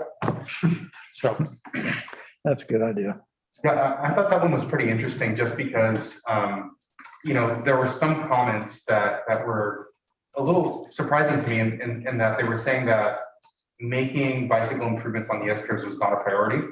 And this was primarily coming from people that were confident cyclists. So, I remember a particular comment where the individual was saying, the S-curves are actually fine. It's definitely constrained, but I feel relatively safe. I'm actually much more worried about downtown because there's cars, there's pedestrians, there's not a designated place for me to bike, etc. But then, in the same survey, we had plenty of people saying that the S-curves were not, didn't feel safe for them, and they were kind of a different user group. So I agree. I think that bypass is really important because it provides an option. Not everybody's going to use it. I still think you're going to have your confident sort of, road warrior cyclists using the curves because it's a fun place to bike. But having that bypass is really going to open up bicycling as a recreational activity for a whole different user group. People with kids, people who aren't as confident, et cetera. So, and it gets to what Clay brought up about the hotel stayers leaving their car there. I've never taken my hat off and said I'm going to speak as a citizen ever in my career. But I'm just applauding Sam for bringing that up because honestly, people come to visit me. I live on Ross Lane. They will not bike to the south end, or they will. It's just too darn scary, and they've got kids and whatever. So this is an important thing. I'm putting the hat back on. So, but I just had to say, I hear it all the time from residents, from visitors. We just have to have that safe connection that moves the needle on all those other things. So, yeah, the thing about the S-curves is there's not a lot of extra width there. If we were to add, had a photograph of the added space along the side. If we did that, if we could figure out how to do that, then what's going to happen is somebody's going to try and stay in that and go down those S-curves. And you can't. The curves, not only just the S-curves, but a little bit to the north, there's that dip and there isn't the width there. And that's actually more dangerous because you can't see the car coming in it. So again, I've ridden bikes along here for way too long. But that's the issue there. And having that bypass that goes up around on the highway over that hill actually also gives us some really unique separations as a cyclist. And becomes entertaining then to go the full length of town. Absolutely.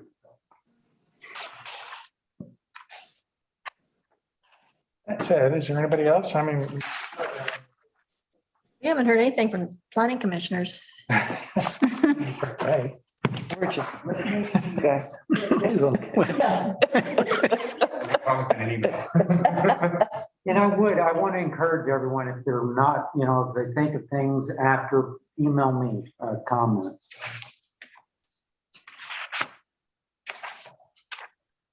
Well, I just want to say, I love the idea of the pedestrian plaza downtown. I think that's a great idea. I think it would just change the character of downtown and make it like the squares they have in big cities and small towns, both. In European small villages, they always have a town square. I just think it's a great idea. And I think it could be made to work. I know that there'd be a lot of blowback from businesses that want to, the delivery issue but I think those things can be worked out. I don't think it's certainly not impossible. Yeah, and I would just add that, when we talk about not only the plazas, but the couplet, one of the realities is that, the models that we do, they're very sophisticated, but they're imperfect, representations of reality. So what I think we would really encourage is for you to consider testing these things. We talked about using them seasonally, or maybe just for a limited trial basis, pilot them out.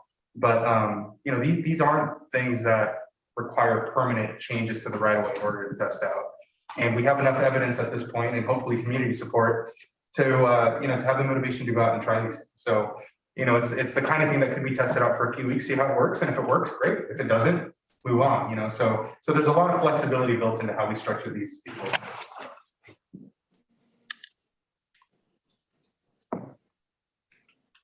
Great. Everybody good? Thank you so much, gentlemen, for showing up and running us through this. Yep.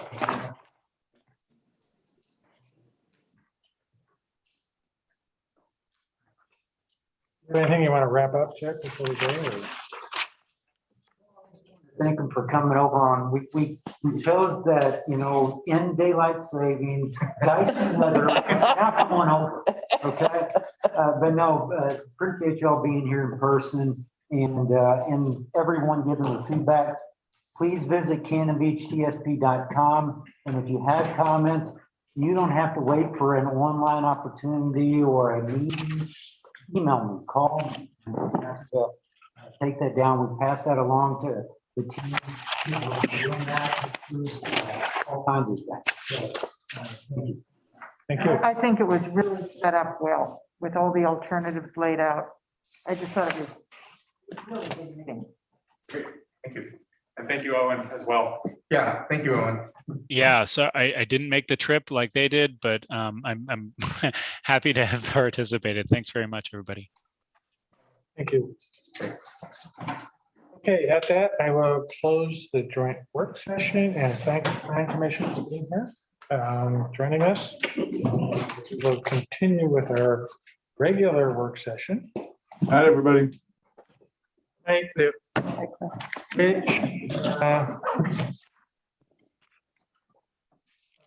Next item is the Roberts concept for an easement. I want to, just before we get started, I want to just mention the fact that this is a work session. This is how we do this. We have to talk about it a little bit. And then we have a public hearing once we've come up with something to talk about.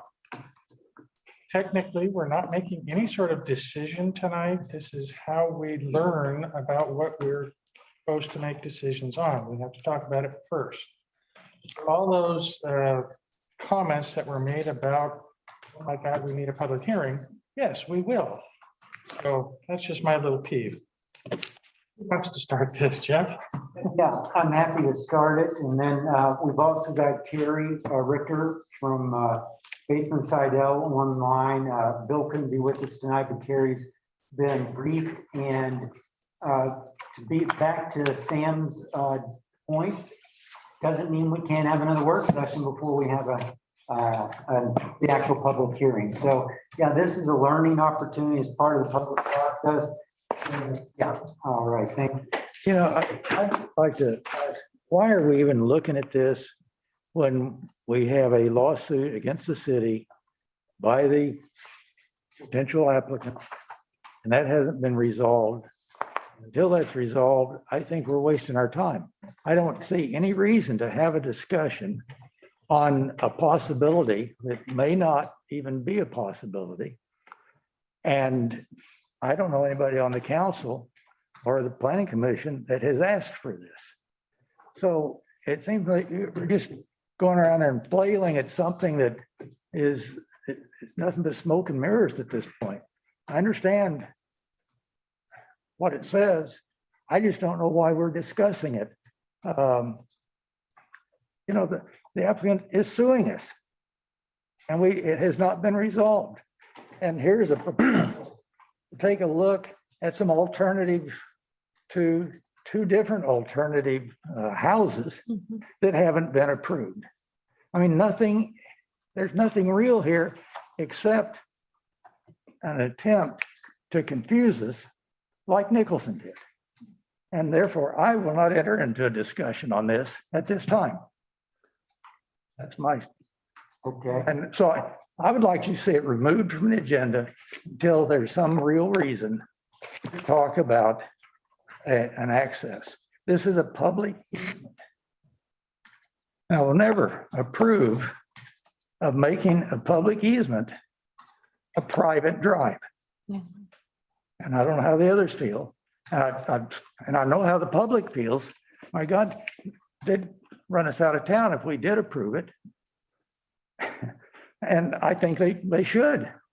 They should never be approved. It shouldn't, it's not even a reason to discuss it. I'd like to just move on. I agree. Yeah, I do too. I agree.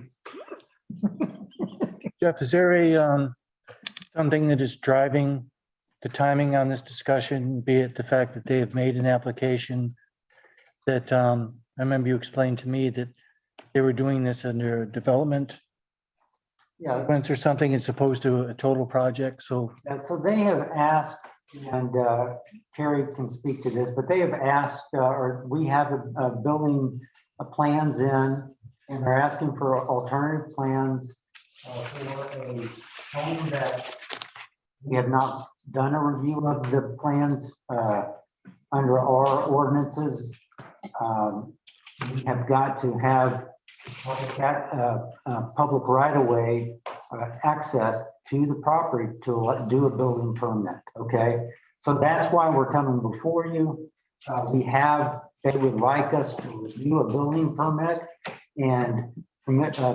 Wiseman, Bill reviewed that, and he sees nothing in Oregon code that would prevent us from reviewing a second building permit, even though the first one, like you said, is tied up in the legal decision.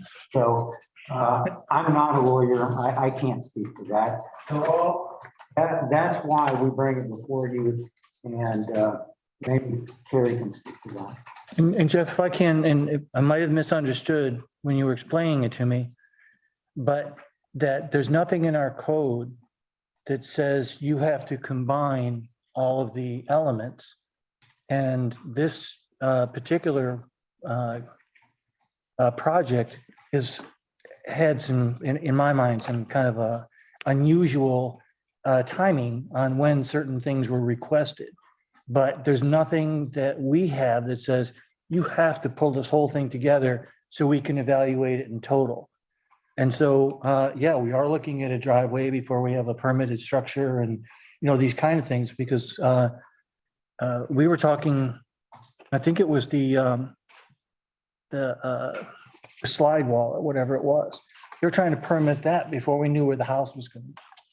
Wasn't anything to stop that. Yeah. So this is what is it? Mix and match, choose your design. Well, they give us an option of what's going to be a third proposal. It's going to be a different building. what is, I don't know. why are we wasting our time on this? We can ask Carrie that question, but from my discussion with Bill is that, yes, if they want to put in a building permit for their property, we can't say you can't. Carrie? Have they withdrawn? Are they withdrawing the first one?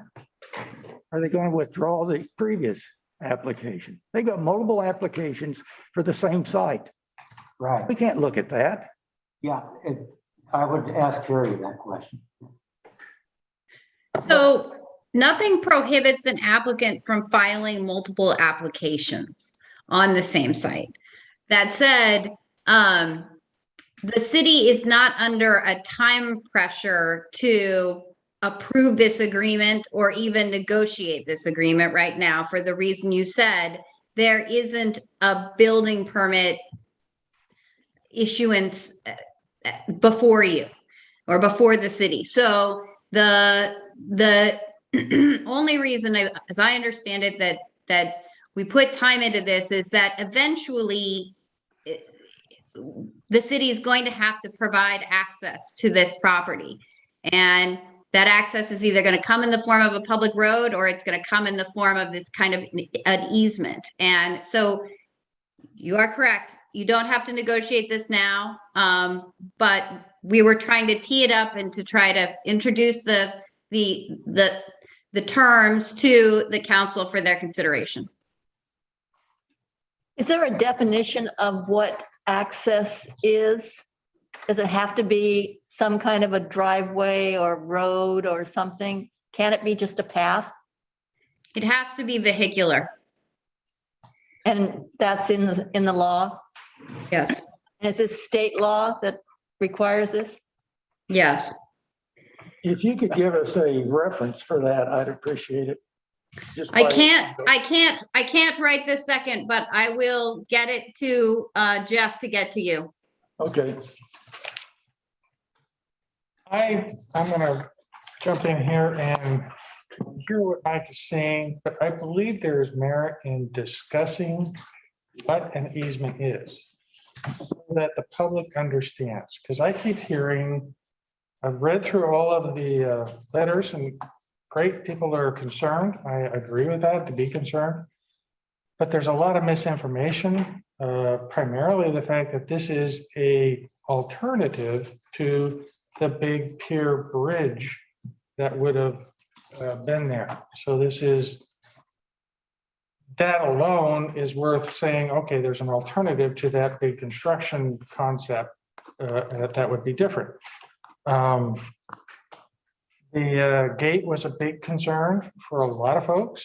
The gate is more like a safety measure than a restriction from something else, because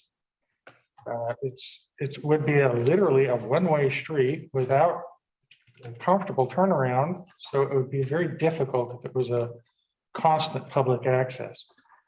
The gate does not gate off pedestrian access, and we would sort something like that out.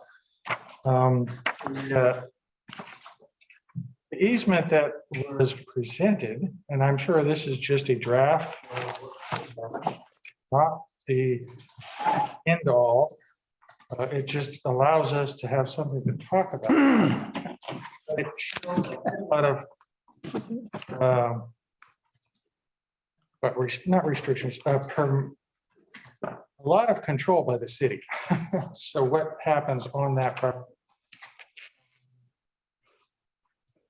I would like an answer, because I was not able to look at a map and see. Somebody was concerned about the ocean setback line. I don't think that the driveway would even approach the. Yeah, it does. By their drawing, it does. Yeah, if it does, then we don't approve that, right? That's just obvious. Basically what we won't approve that. And so that's, this is just, we're looking at the easement, right? That's what the discussion is today, or was the discussion of the work session. And yes, it's just an alternative. There's other alternatives. It's my understanding that we if they want to build a home there and they meet all of our code, then we must find a way to provide access under Oregon. I think that's another thing that a lot of folks are not 100% aware of. This is a kind of a restriction on us, is that we have to provide some sort of access to these folks. It's a disappointing location, but it's an impossible road to try and develop. A lot of folks have mentioned that it would be better to just leave it green. Well, of course it would. But we need to provide access for these folks if they continue to develop. And they have the right to do that on that property. It doesn't have to be private access. No, I'm just saying, we have the right, we have to do that, and we'll have to figure it out. And so on that point, if it doesn't have to be private access, what type of public access? Public access would require the road standards to meet the public road standards. So, I don't see that if it's going to be a driveway, not to public standard roadway, then I know our public works director would have a lot of heartburn approving any kind of public right of way onto a driveway, unless there was some kind of safety mechanism like a gate to keep that secured from public traffic and the traffic and the hazards that come up that. So that's, I think, a point that apparently it puts us in a difficult position. We have to provide access. We have to provide a street that's up to current standards.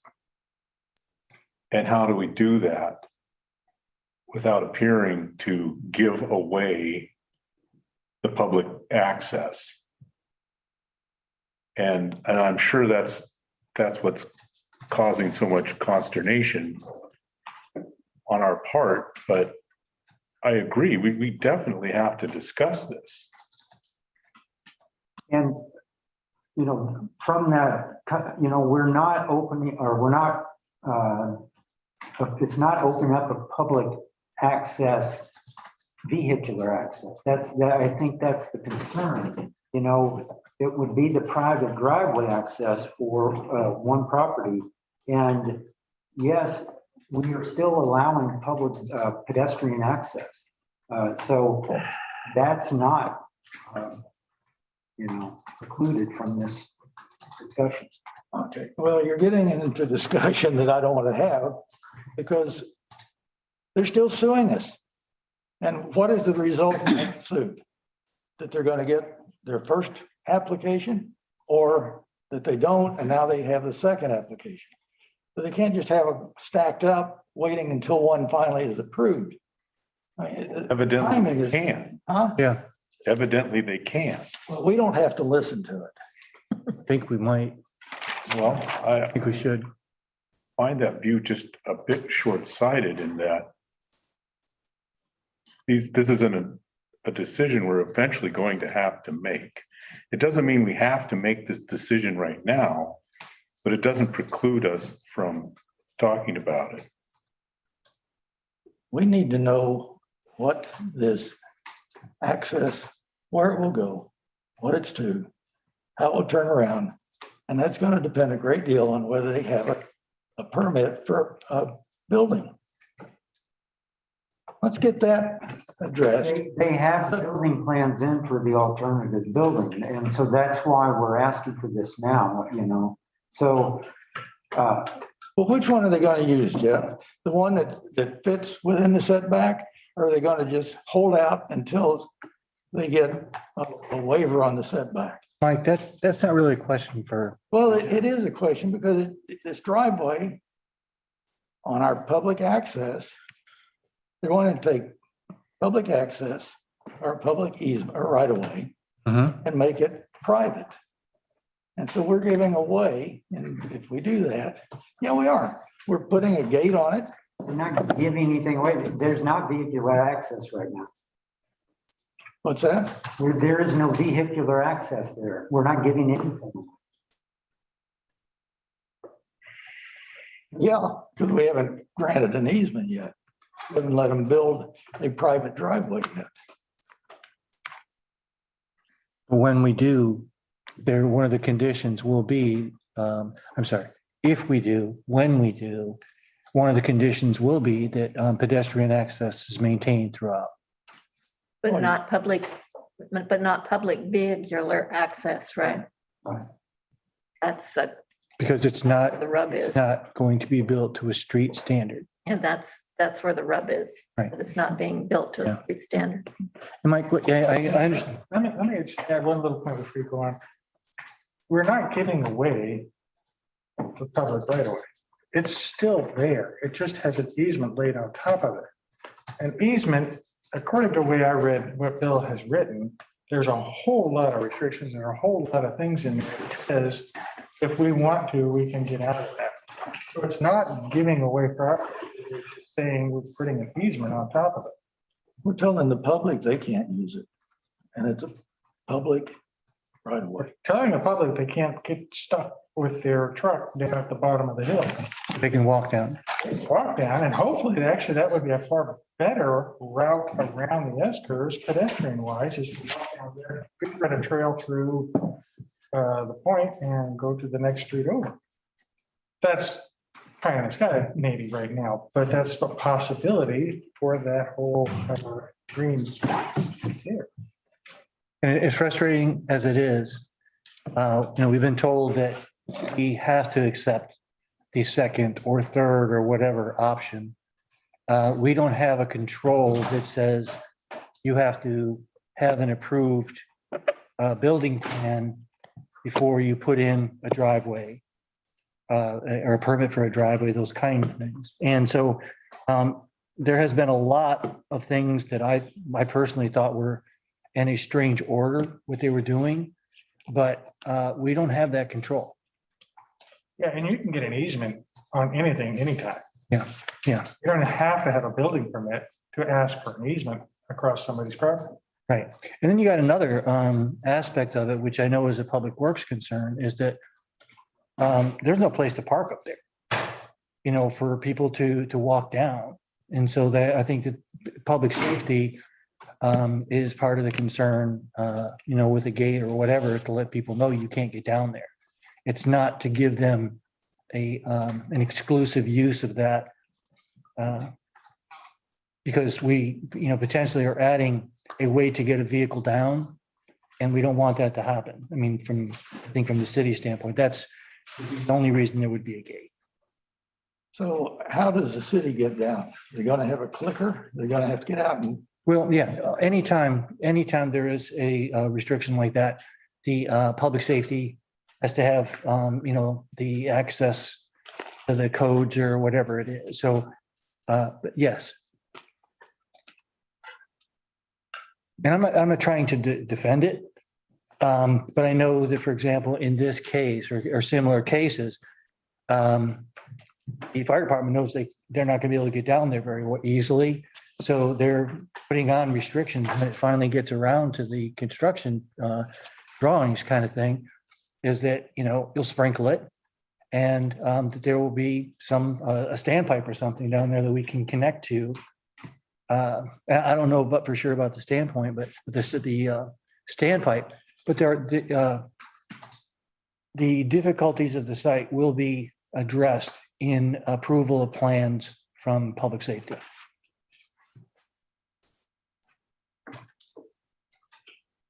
And I know this is frustrating because I'm scratching my head on what the order is, but we've been told you have to accept.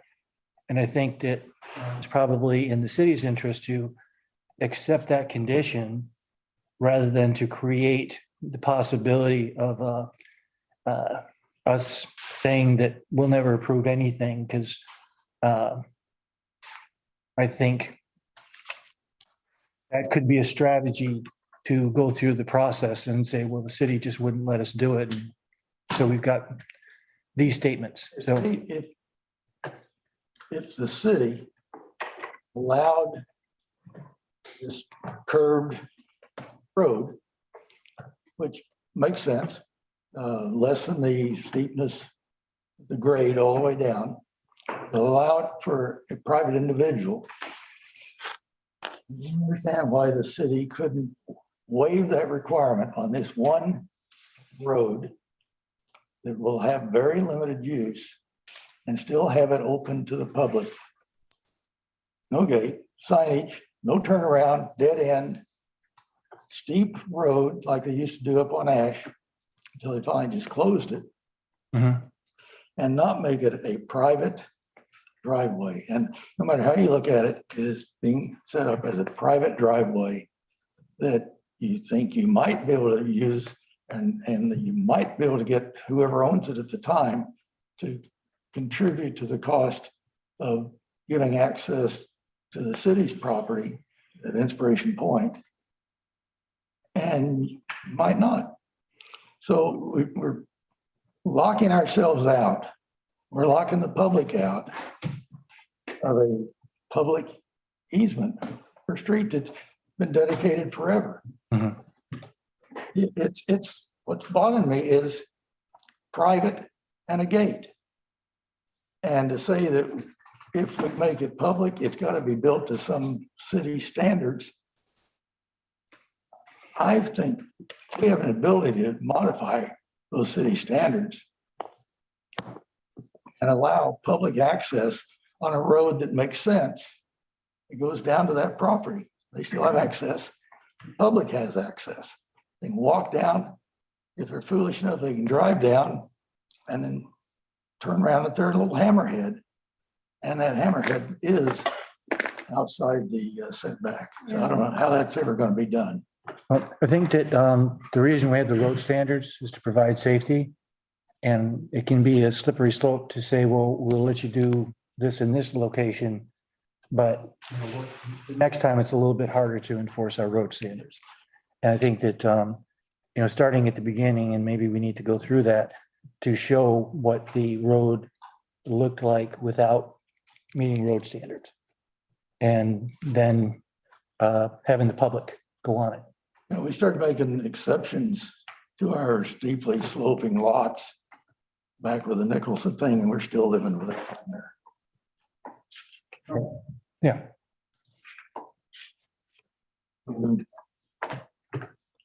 That's what I'm talking about from a precedent standpoint, that if we're talking about changing the road standards in this case, to allow public access, we're saying you can have public access on this place that doesn't meet the road standards. Public access?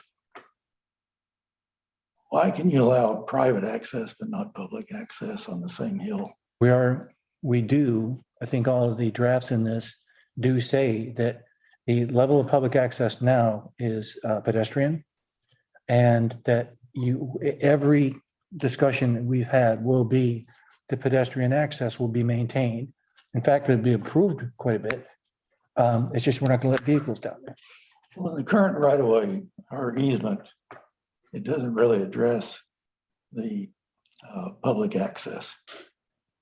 Okay, and pedestrian public access is not addressed there. Brought it up in a previous discussion, at least provide pathway down there. I was told, well, we can't require them to provide public access facilities because it's their property. Well, no, I'm hearing it both ways. We're kind of having the discussion that you didn't want to have, but I just wanted to make a couple of points on that we are looking out. That with the access that is possible to maintain. Jeff, I'm sorry. No, I was going to say, that's what I was going to say. I mean, the public access is, like Bruce said, it's improved. I mean, the gate is not going to, it's like the gate to the Cola Creek Forest Reserve. Yeah, we gated off for vehicular access, but you have public access around the corners for pedestrian.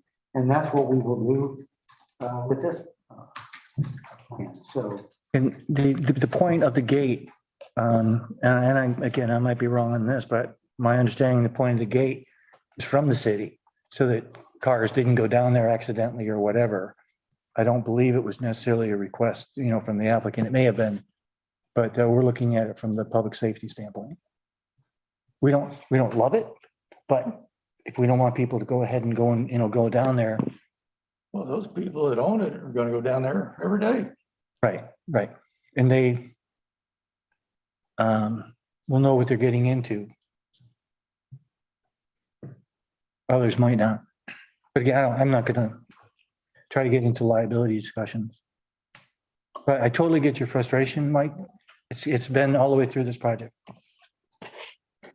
Big mistake. This is not an elevated, this is at grade, right?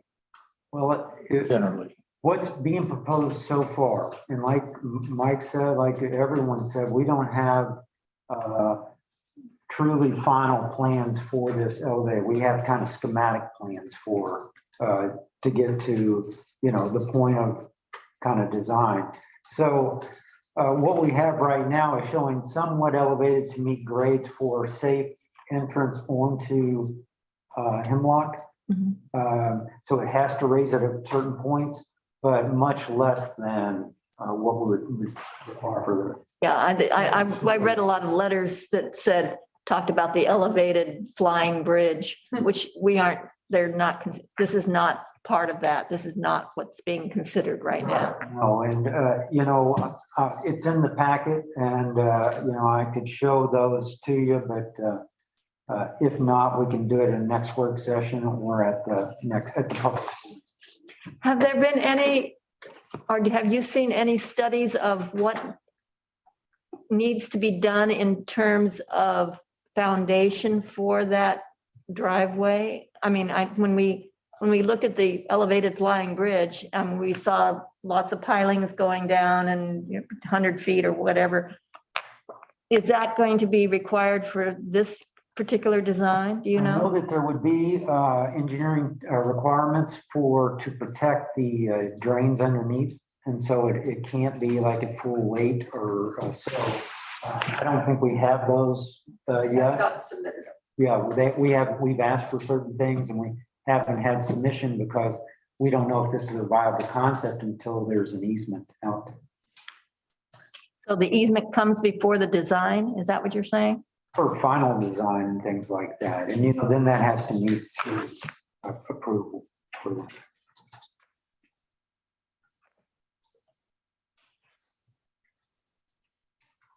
Does feel like the cart before the horse. Yeah. Yeah. I feel like we're working awfully hard to help somebody that's suing us. Probably that shouldn't matter. I understand how it's hard not to, but I think that they do have the right to do the second part. I'm not saying they don't have the right. Yeah. Having the right and being right, two different things. Yeah. And actually presenting a concept that's different than the big flying bridge that I didn't even think of beforehand as a possibility. That has, some, to me, that's a little bit of a respect to show another alternative. I'm kind of curious if there might be another alternative that we haven't thought of. I obviously can't think of any because I haven't thought of it, but this one was, okay, so now we have a choice. Before it was the flying bridge, or we built our own road that probably can't be built. All in under the fact that these folks have to have access. So there you go. On the flying bridge, was that designed to city street standards? Yes. So that could have been, excuse me, that could have been a public access road. Except it was up in the air wherever It wouldn't get to grade. Yeah. We could always have built stairs from there down to our. Yes. And it was our understanding that we wanted to bring another alternative that's not as, Yeah, it's objectionable.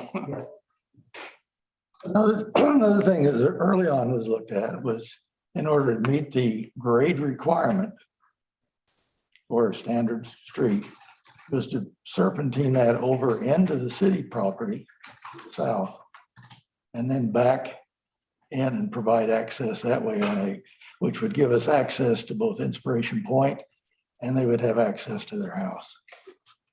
And people objected to that because this Inspiration Point was untouchable, Mhm. which I question that too.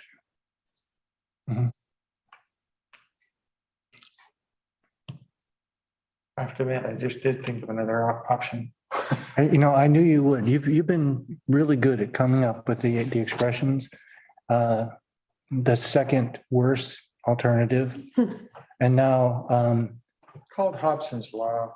yeah, but it was the, I can't think of one because I haven't thought of any. That was what you said today. That was good. So the idea of what we had talked about a long time ago about curling over just touching them on the city's property to the south. We still have the problem of having the right of way in between. What we could do is vacate the right of way and then give them an easement around. You can trade right away for other property of equal value, and that would do that. Remember because we went through this at staff level.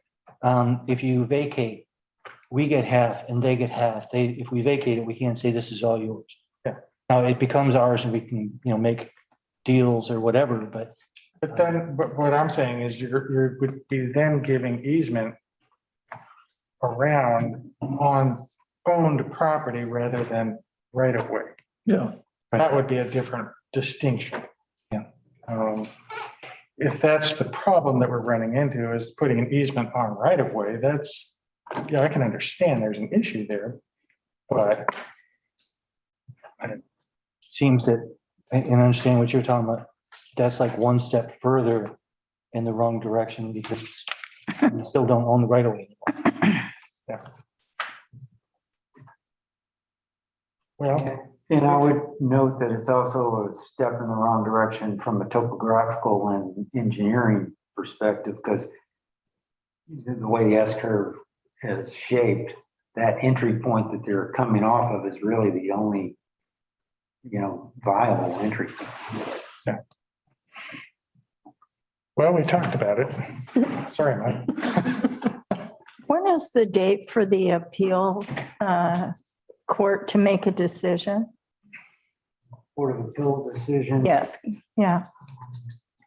I thought that Bill had said we would hear back on that. I'll find out for you, Rob. I thought it was maybe January. Yeah, I think first of the year, January, February. That's not that far away. I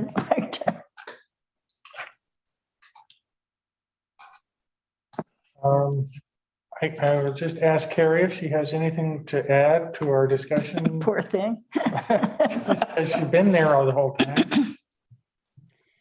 No, I will get back with Jeff on the statutory reference for vehicular access. And one of the things that strikes me about this draft that is not in here and perhaps should be just having reflected about what you're saying is with respect to public pedestrian access. Because this says it doesn't, this agreement doesn't interfere with cities' right for access with respect to fire and emergency vehicles, garbage trucks, recycling, public works vehicles. But it doesn't say anything about public pedestrian access. And I think it would probably be important to include that as a specified term, just so that there's no confusion. I mean, underlying this is still a public right of way, which means it is for use by the public, but it wouldn't hurt to have that be a term. Good, thank you. And I might just suggest, Sam, that we bring this back before you for another work session with Bill after he's taken what Terry and I have given, and he sees the public comments that have also been. Okay. I just wanted to comment on what Terry said. I can guarantee it. Garbage trucks don't want to go. Yeah, I was going to say, good luck about the garbage. Go ahead, Ryan. I think the point is to make that clear that the city isn't giving up any of its access rights with respect to this area. Right. Right, thank you. the gentleman that spoke this evening that wasn't on camera just after Lisa, he made reference to some sort of legal precedence that's, and I'm paraphrasing here, to the best of my memory, is that the city wasn't under any obligation to provide access in that roadway. Will Rasmussen. Yeah. And I'd just like it if I could get an answer to that. Yeah, and Robin brought it up. That was Will Rasmussen that spoke Carrie earlier. And I don't know if Carrie got the brief on that, but we will definitely have an answer for that. Okay. Have Bill speak to that, okay? One thing that he said was that he said they have access by foot. And he said neighbors, he said you don't have to, the neighbors don't have the right to enhance that access. In other words, he was saying, as I understood it, that we don't have to enhance the access they already have. That's why I asked, don't they already have access by foot? And I think Bill has, he's already spoken to that, but I'd like him to, now that he knows what Will has said, that he can respond to that as well. Thank you.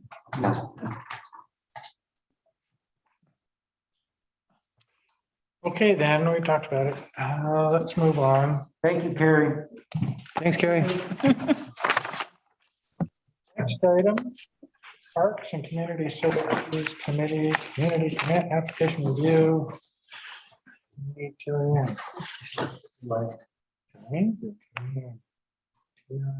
depends on how fast you say it.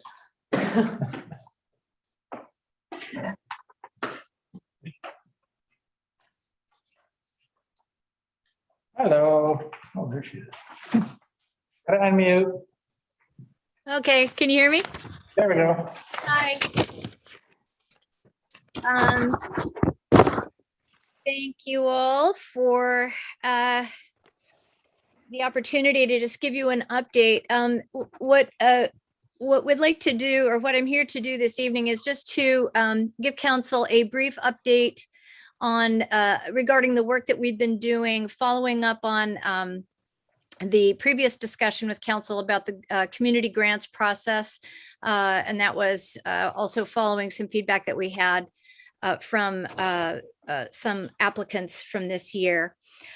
So tonight, as I said, I'd just like to let you know what we've been working on, the direction we're going, to see if you have any questions or any input from us.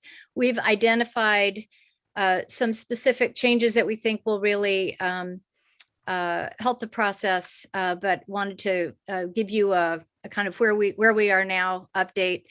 We have more detail available than I'm going to speak to initially, but I'm happy to answer any more detailed questions. I'm just going to kind of hit the high points, so you we can dive in more if you'd like to tonight, or do that in a subsequent meeting.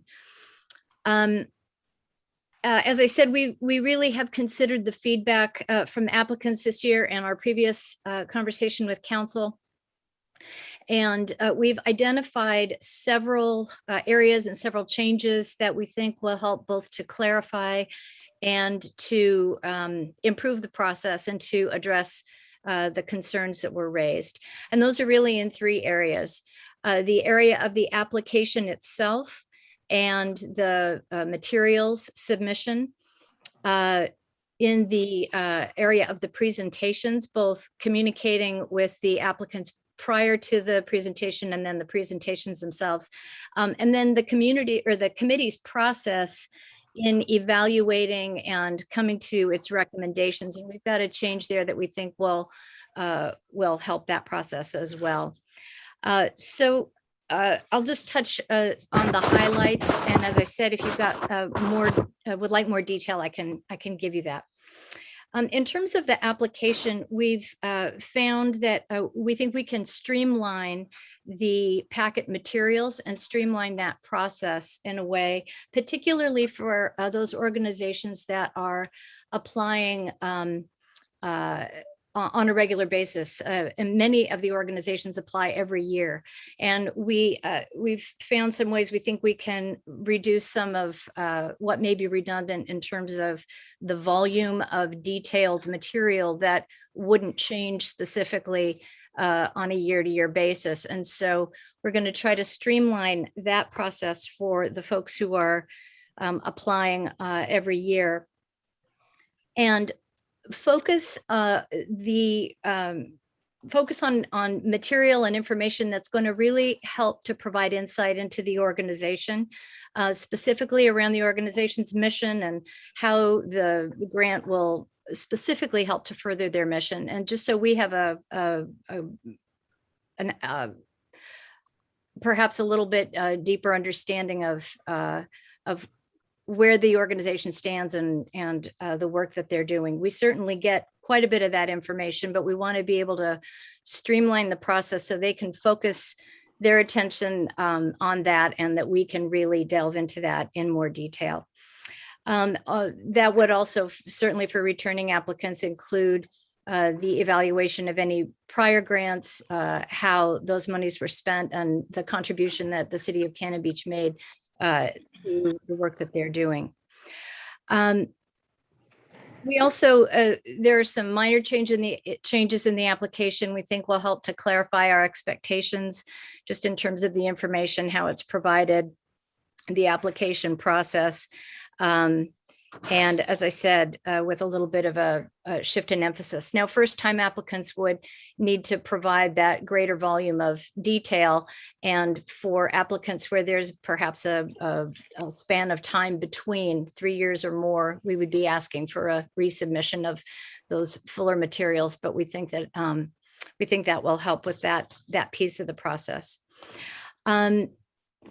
In terms of the presentations, we do have an opportunity for the committee members. We every year look in detail at the applications, and we have the opportunity to bring any questions that we have to applicants in the presentations that they make directly. We've always really enjoyed those presentations, had great discussion in the past. It's been a little different doing it via Zoom, but we've been finding our way with that. And what we really want to emphasize is perhaps a little more back and forth there. And certainly that if any of the committee members have specific questions or any concerns or anything that they would like to see addressed more fully than the applicant did in the actual materials, that we specify those questions ahead of time and identify at our regular meeting what those questions would be for the applicants. We have the mechanism in place to communicate that to them so they will get a good lead time and they can bring any additional materials, and that we'd be very, very clear and specific about what additional information we'd need to address any questions or concerns. And then also clarifying in the presentation discussion itself, whether those concerns have been addressed. So both the applicants and the committee will have a good working sense of anything that needed to be addressed. Did we get the information we needed? So at the end of those presentations, I think that will be clear. And then the final piece that I'd highlight is related to our process. So this has worked well in past years, but we are always on a timeline once the presentations are done, and we want to make sure that the awards go out in a timely way. And so we take all of the information we have, the information from the presentations, and then we in past years have submitted our numbers. We do have a brief opportunity as part of a regular meeting to speak to that. But we would like to add a step and make that recommendation process a two-step process. So the committee would be submitting preliminary numbers. We would add a work session specifically to discuss that. So if there are any outliers, if there are any remaining questions, if there's more discussion to have, we can do that as a committee at that work session that's dedicated to discussing that. Then we'll go away and finalize our individual numbers and then make our final recommendations and send those in as we have. So we're adding in a little more consideration in terms of having a opportunity to have group discussion around that and to address anything that may look like an outlier or an unusual case. So those are the main shape of the changes that we're talking about. We think this will not be any major change in terms of how we move through the process or how the applicants, it won't be unfamiliar, but we think it'll address the concerns that we raised. And I'm happy to answer any questions. As I say, I can go into more detail or would certainly welcome any feedback that you have for us or input. We'll be making our draft changes and finalizing the documents so we can be ready by the end of the year and going into next year with any updates that we need for the next grant season. So that's what I have. And Jelaine and Barb, I really appreciate that you are working on finalizing those numbers, because I think that was the big concern this year, and it's good that there'll be a little more time to think about that. Yeah. Thanks. It's like an improved process. Very Yes. good. Remind me again what the problem was. It was that you had deleted some money and there was some question about how much the others were going to get because of an action you took, or maybe that was another committee that I'm trying to remember exactly. I think that the question in this case, it was something that hadn't come up in this particular way, but there was a case where a committee member had a kind of an outlier in terms of their recommendations. We did go back and look at it, and it did not impact the overall monies that were awarded. It didn't make a very significant impact, but it did raise a question. How do we handle it if one person's recommendations are if they choose not to fund an organization? So what we've really had a lot of discussion about is how can the committee address that directly? And if there were concerns or if there were reasons for that recommendation, how do we communicate that earlier to the applicants so that they have an opportunity to address it with the committee as part of the process? So that's really what we're wanting to get in front of. As I say, this isn't something that's come up in this particular way. We've had some great discussion around it as a committee, just clarifying for ourselves, but I think it will definitely make it clearer for everybody going forward and for the applicants for sure. But does that answer the question about the? Well, so specifically the changes you're planning to make, how does those changes address that particular problem? Well, in a couple of ways. I think first it will, having these discussions has been very helpful. We specifically the way that it will address it is it's adding in an opportunity for the committee to talk among themselves at a work session. We're adding in a work session any preliminary submission or submitting a preliminary numbers. So after we see the presentations, actually there's another way that this will address it, but we are adding in another layer where if one person has questions about funding an organization, as a committee, we can really delve into that and understand what's going on. But even prior to that, we're bringing a little more attention to identifying any questions or concerns prior to the applicant presentations. And I think that's really where we can do this. We have always had the opportunity to ask questions. That's always been part of the presentation discussion. But we're going to just bring, I think, a different kind of focus to that in our Parks meeting prior to the presentations, so that we're really talking together about any questions that might come up what additional materials we might need. Is there more information that we want to see from a particular organization? And we can give them the lead time to really address that in the presentation. And then we'll have that that two-step process in terms of submitting numbers. And I think the two of those things together will really help address that. Yeah, I think that's good. That's a good exploration. So you're doing your prior homework and your post homework and before you make a decision. Okay. Exactly. In general, I think the process has worked well. This is something that has not come up before, but as it did, I think it's really given us an opportunity to refine some of the process and in ways that'll make it more effective. So it's been a good thing. Okay. I have a question for Ashley on this one. Okay. Is this a document that the city council has to sign off on? Are you talking about the application? The changes in process. Changes in process. It depends on whether that authority has been delegated to the committee. So I can look into that. Check on that, yeah. I don't know. I can look right now. I know on the TAC committee there, we have, It comes to you guys. it comes to us just to confirm how they do it.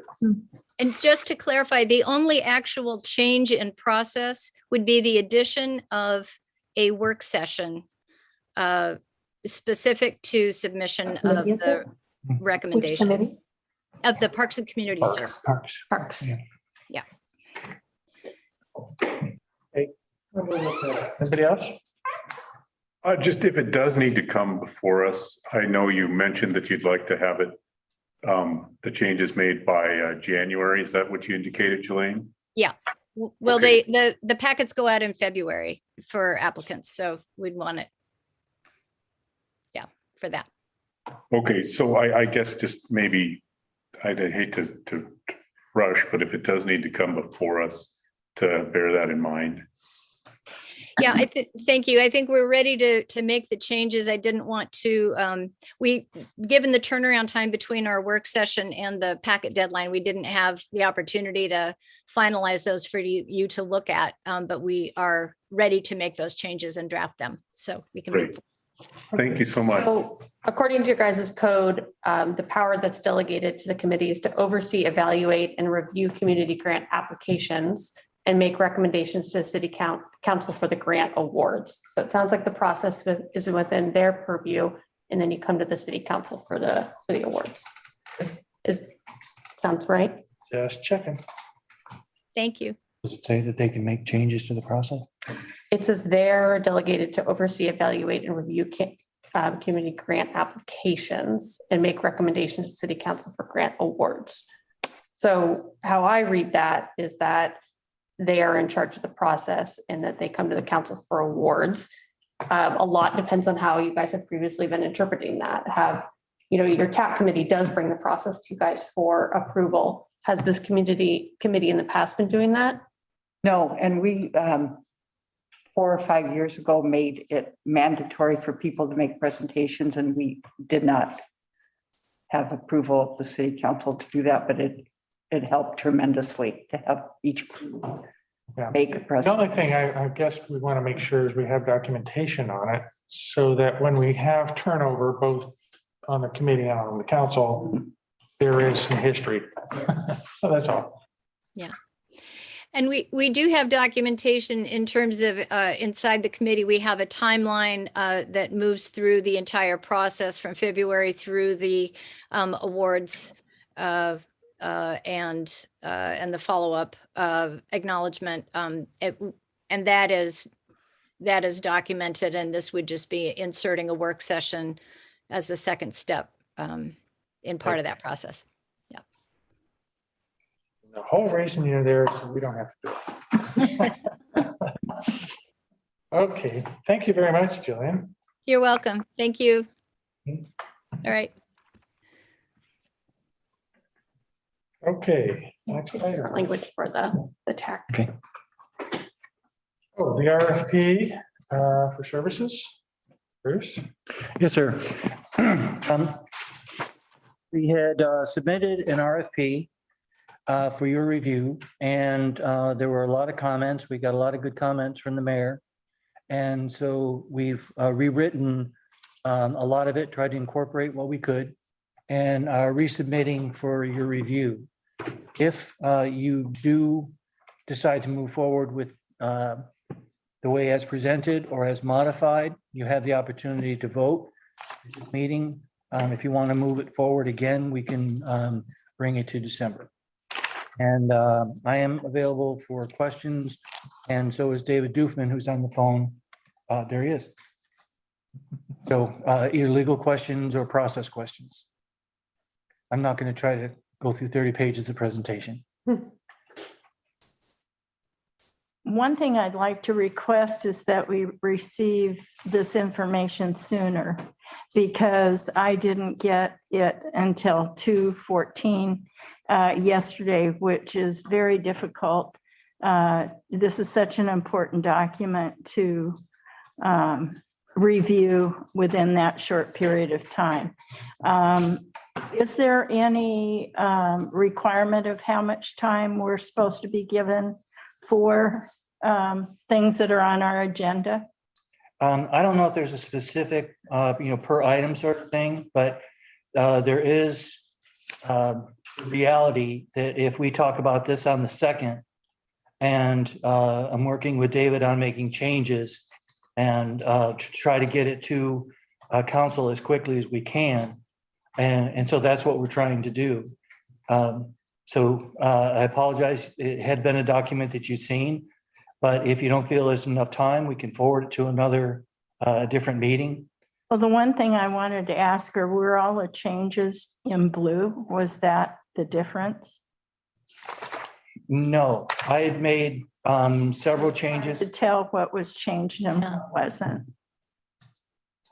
I can go back and try to do that. The items that were changed were either comments from Sam, and there were certain elements that I strengthened based on past experience. For example, there was no discussion about the architect reviewing the schedule, and I've run into bad trouble when they just said, well, that's the contractor's problem. And then we ended up dealing with claims. And so said, first thing you're going to do is make sure the schedule is legit. And then you're going to review it every month as we go through to those meetings. And there were several other items like that. I can go back and try to highlight those if you like by comparison. Well, it's really hard within a day to discern what was changed and what wasn't. Yeah, I found it very confusing. I mean, I think we had what, 5 documents submitted? Yes. And some of them were conversations between you and Sam, and then there was some others that were in red and blue and green, and I was trying to figure out which one is which. And then you had the document. I'd like to see the edited document or the revised document based from yours and Sam's comments, so that I know what I'm reading, because I thought I was reading one thing and then I find I've got 5 different documents. Yep. So I wasn't real sure what I was reading. Yeah, and the reason that I gave you all of the documents is that the additional review was done as a result. And then, oh, nice. By questions from Sam, so I want to make sure that you saw what the comments were. Generally, what I did when I did the revisions, my comments were in blue, and if I said I will incorporate it in the document, then it would, whatever section that was is where it ended up when I made the change on the document. But I can go ahead and show that, and it was a very convoluted process to try to for us to go back and forth. And so I can put that in, and get it to you.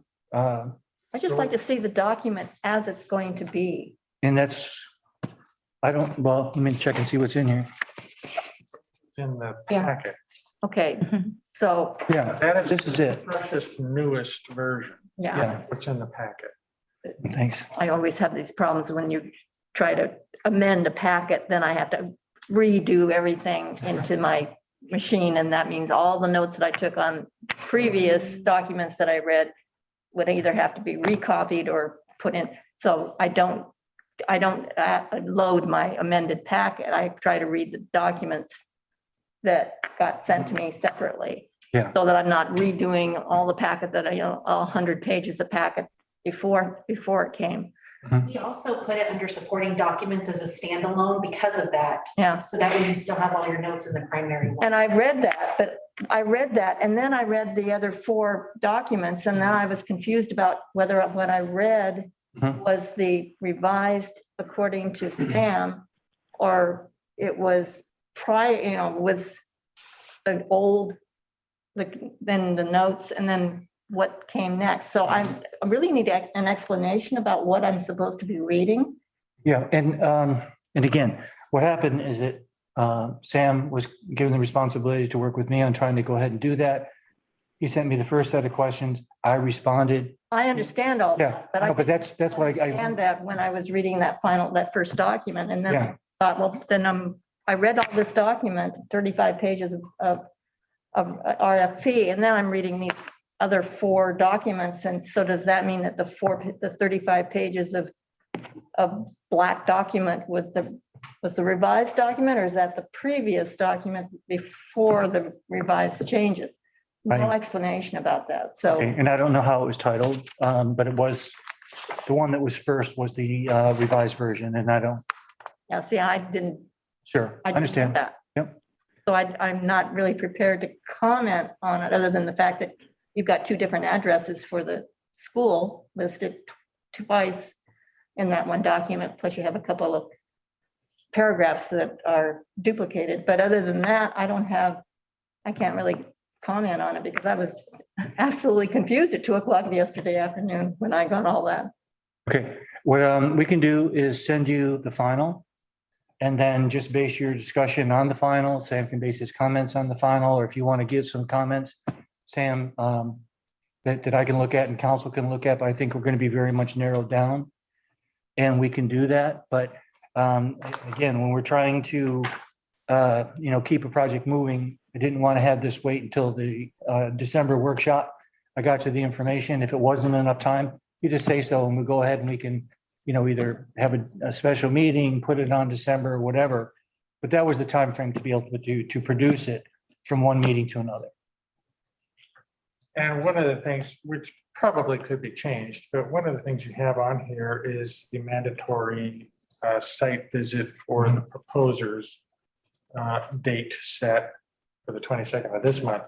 No, yeah. But that can be adjusted. Well, this will all have to be adjusted. That's why I said, it depends on when you folks, get the time. The other thing is I was going to try to modify this agenda. I tried to modify everything a week. Well, the meetings happened on Thanksgiving and Christmas. So that just doesn't work as we get into that part of the year. So we're going to stretch some and compress some. And Mr. Mayor and Bruce, maybe I just have one question as well, if I might. Please. So I guess in the spirit of seeing if there are comments that we can get tonight and in order to get you and the council what would be responding to some of these concerns about timeliness.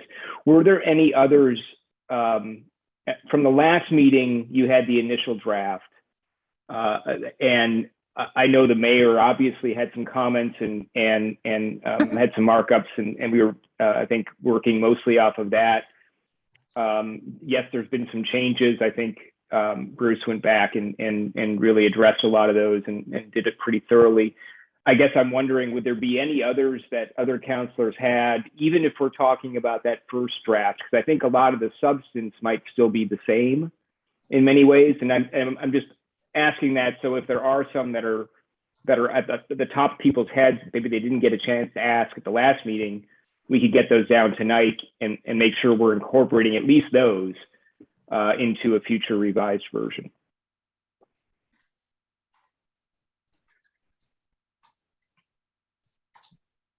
Ready?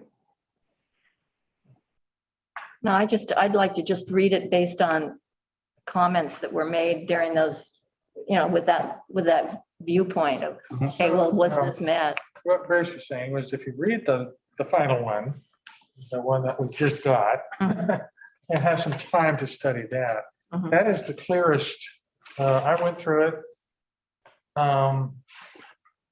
Again, I knew what parts I was looking for because I didn't have to go through the whole thing. I'm gonna have to go through the whole thing again. But again, there are they made a lot of good changes. I think this is a much better document.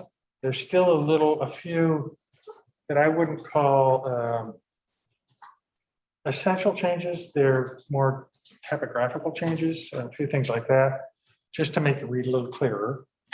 The whole section about putting the phases in and clarifying that really helps understanding the whole document. Yeah, it helped me. That was your suggestion. I appreciate it. At that point, I've been going back and forth, Bruce, with the issue. My concern was a primary issue of getting some sort of criteria in there for the elements of the historical, environmental, cultural, and location aspects, so that a proposer can then comment on those as how they see themselves acting upon that during the design phase and how they communicate. That was my big concern. But I've also learned from our pretty interesting back and forth, because we had some. You think you were confused, Nancy? I have literally on my computer like 19 documents just trying to figure this all out. But I understand that an RFP is designed to hire a firm that is a competent firm. Does not in any way really select a firm that shows any evident interest or understanding of what our project means to us. I'm learning now that you hire the firm and then through the design, the initial meetings with the firm, you convince them this is what it means to us.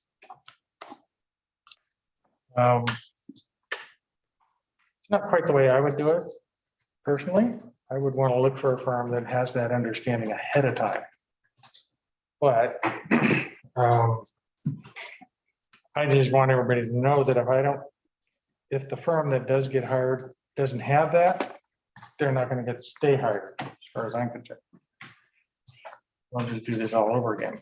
We should be able to assess that during the interviewing process. Or at least be some red flags there that will warn us. And it did get put in the design phase, saying that these are some of the things that we want to be working on. Yep. And what they do is they feed back to what your scope was. And so I think that would be enough of a prompt. We can make it more of a prompt. We can suggest some language on that. In some ways, I would prefer to make it more subtle to see, rather than make it more straightforward, because then everybody will kind of give you the same answers because you said this is overly important, but I want them to pick up on that, but I can do it either way. One thing I had a little bit of a concern about was the interviewing, or the committee that was interviewing. Review committee. There wasn't anybody from the council or the planning commission, or that represented us on that committee. Was there a reason for that? No, other than I've never had a counselor on a selection committee like that. So that's, if you want to replace somebody on it, you folks can do that. Why do there have to be 3 or however many there? It was 5. And I wanted to have Jeff because of the all the work that would have to be done through through that department. Karen is going to be the person that's going to be the boots on the ground, her and Trevor. Rusty is the one that is handling all of the processing, throughout this process and further on. Myself, and then I asked David Veneta as an architect who can evaluate architects, and also somebody that is, from a design standpoint, is very familiar with the community. So that was the selection of the 5. Well, it seems to me that something's missing, and I think something that Sam did bring up was the whole question about, the environment and the other four things, or the four components that you're concerned about. And I think citizens somehow need to be represented on that committee, because you brought up the point that residents are going to be very concerned about what what construction company is doing this. And that might relieve some of that concern if we had somebody on the council or some component of some committee on that representing It's up to council. the committee. It's up to council. I nominate Barb. Yeah. Not enough committee. What she's doing. I just think that, I think that's a concern that, and I think would be a good way to answer residents' concerns about how the committee was chosen too. Well, and personally, I think Sam has put together all of the information from every facet of the community. And he really has a deep understanding of what everyone's hoping this will be. So they all have their faith in you to actually do it. So I think he'd be a great person to sit on it and have all those different facets in mind. It's a big time commitment, but I would be fine with Sam on the committee. I would just have to move somebody. It's a lot of time. You'll have to do what? I'm saying that I would have to, it's up to 5 and there's 5 now. And so if to put Sam on, I would remove somebody from the committee, so he would still be at 5. But I'm just cautioning that all the things that we do, this is probably the one that is extremely time consuming. So I just want to make sure, because I know how busy Sam is. Why does it have to remain at 5? I mean, why does somebody have to leave the committee in order to put somebody else on? And it's city heavy. It's all the employees that are running it, and it really should have direction from the council. Yeah, and and I've already said, we can put Sam on. I think that 6, you start to get unwieldy, because there's, a lot of evaluation, a lot of review and stuff like that. I would just soon keep it at 5, but just go ahead and change out a member. Well, I wouldn't. I think it's easier to do 6. Yeah, I think you have everybody on the committee you need to have in terms of the various work aspects of it. But I think we do need to have another. And I don't think you need to drop one. Okay, then we'll move it to 6. Yeah. I don't mind doing it, but I'd like to propose just one tweak. Doesn't have to be a tweak, but an option. What if I was just involved in the interviews? Let them do all the. Well, that's fine. That's pretty much all I'm asking. Yeah. That way, the interviewing. technical aspects. Yeah, no, But you guys can sort out the quantifications of the criteria. Then when it comes down to the interviews, which wouldn't be everybody. It'd probably be 2 or 3. And I could join in on the interviews to give that perspective, because that's where what you're talking about. What I'm concerned about.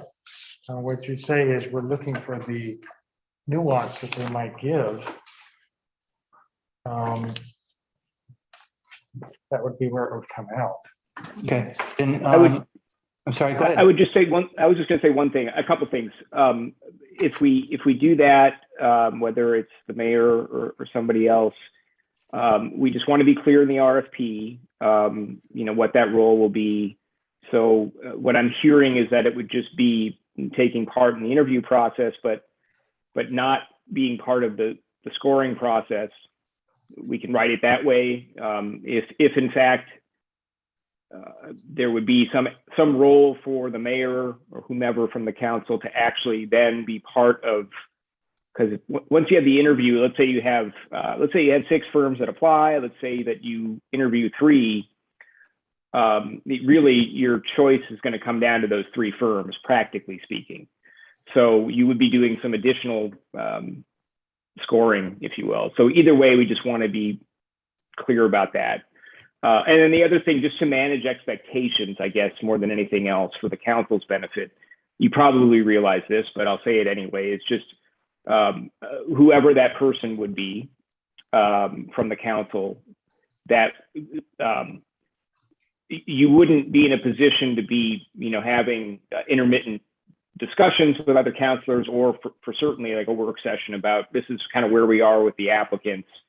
The concern there is, those proposals are treated as confidential under law until a notice of intent to award is issued. So it's kind of critical to make sure that for the benefit really of the firms. I think most of them, if not all of them, that will be doing this type of work at this level are going to expect that until the city's issued that notice of decision to award a contract, that what they're putting in, prices, approaches, that all stays confidential. So I just throw that out just to make sure the expectation isn't there, or that it's not different than what the reality is. Yeah, that's interesting. I've thought of that part. I have another related question to that, David. Does having an elected official on the committee subject the rest of the committee to anything to do with open meetings?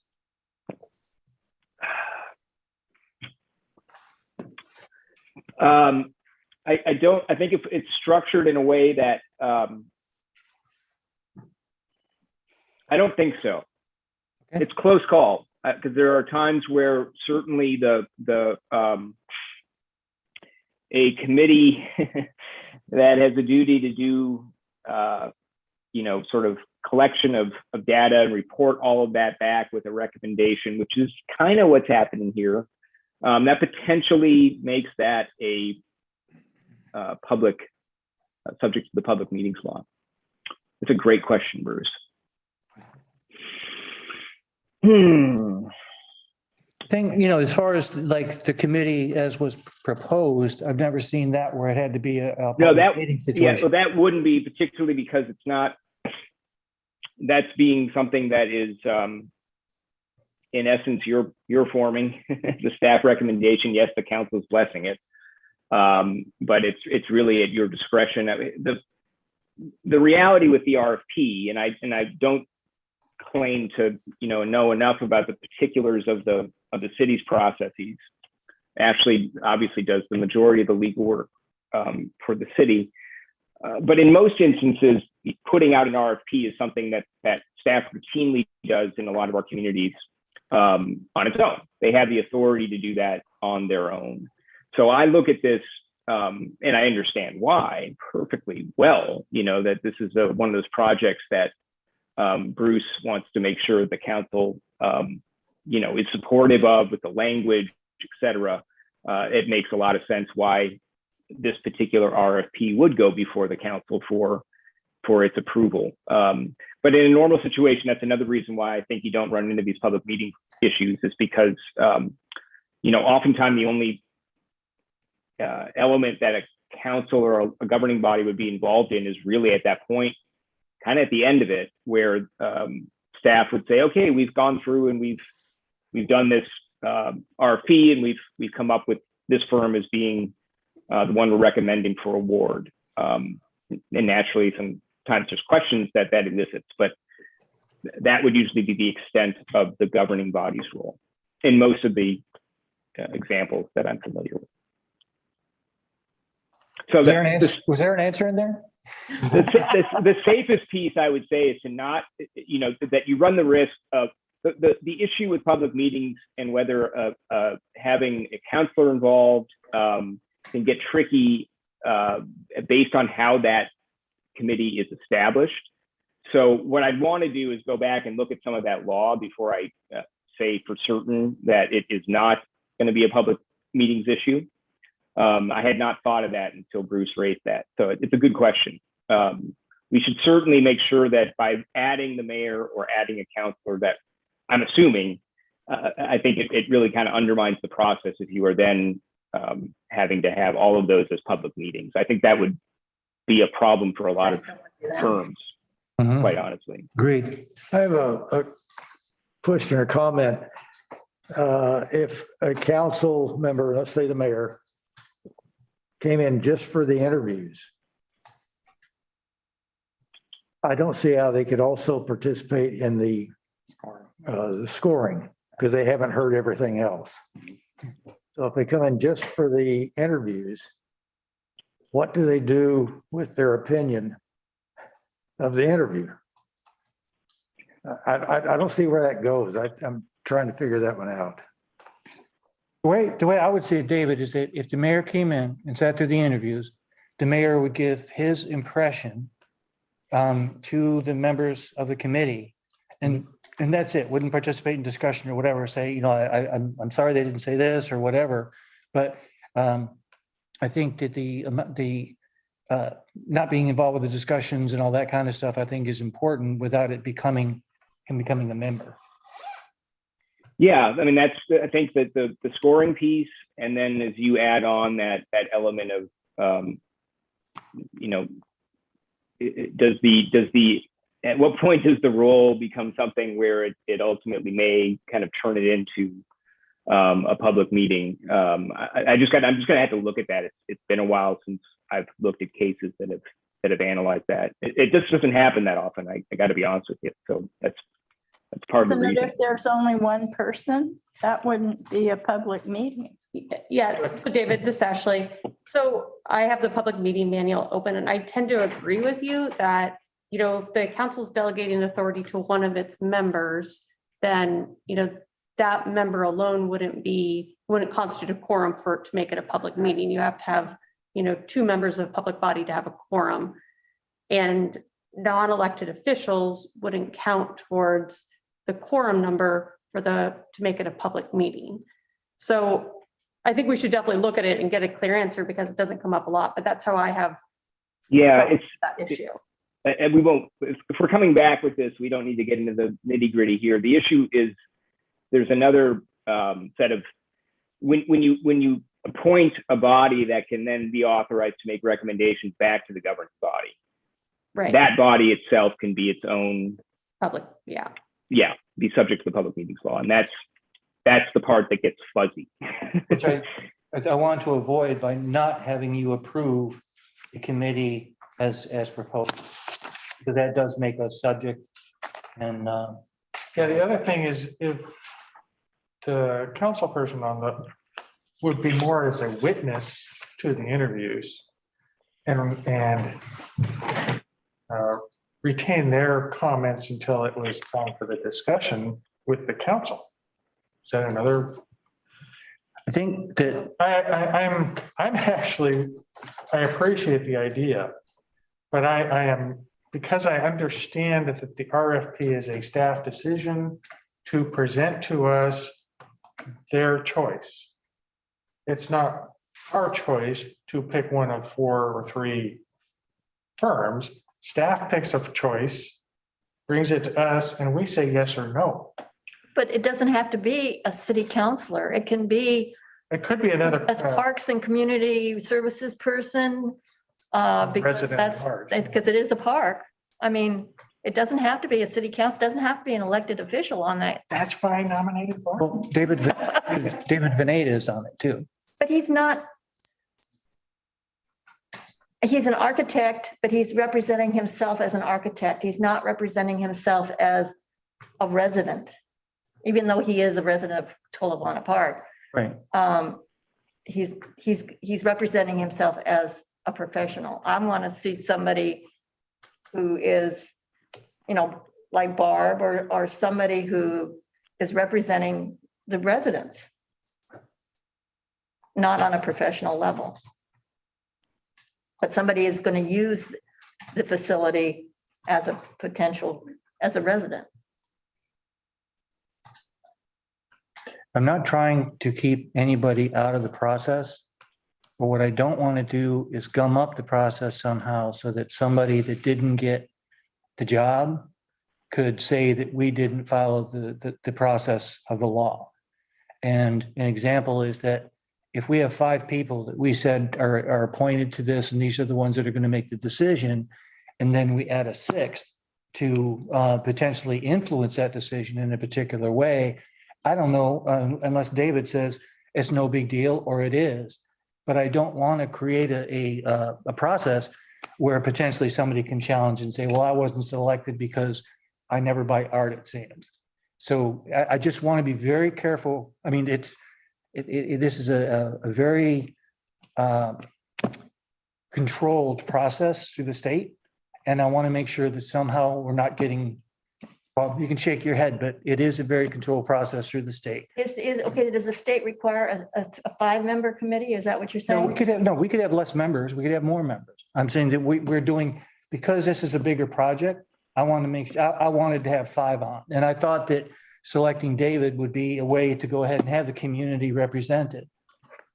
What if we added just one more, and I'll use Barbara as an example, whoever we would add, or the staff would add, to represent sort of a resident view and understanding of our needs for the park and so on and so forth. I would think they would have to be a full-blown member, not just somebody that listens to the interviews. They'd have to be involved. I agree. I think that's better as well. Okay. Are you saying that you prefer a 6-person committee Mhm. and that staff select a resident? Okay. I think so, yeah. I mean, I just think, I can just see out there people saying, well, that was the staff that selected this firm and we didn't have anything to say about it. And I just want to avoid that. We've already got that going elsewhere in the city. I just don't want to go there again. And Barb's terribly immersed in the city. Well, we have to be careful. Terribly? Terribly. Terrifically. I think we have to be Other key. not providing specific direction to who the person should be. Yeah, I just like to see a resident representative. Okay. All right. I just want to remind the council, and I'm reading here from the last iteration of the document, I think. If the city in its sole discretion determines that a contract with the highest ranked proposer cannot be reached, the city will commence negotiations with the second ranked proposer and so on. So at that point, they give us their first choice. We don't like the first choice, we go to the next choice. That's a city council decision. I would ask David about that because usually you can't reach a contract. So like if we can't reach a price or a term, then the committee would do that. I don't know if council can say, I'm sorry, David, can they override the results of the process?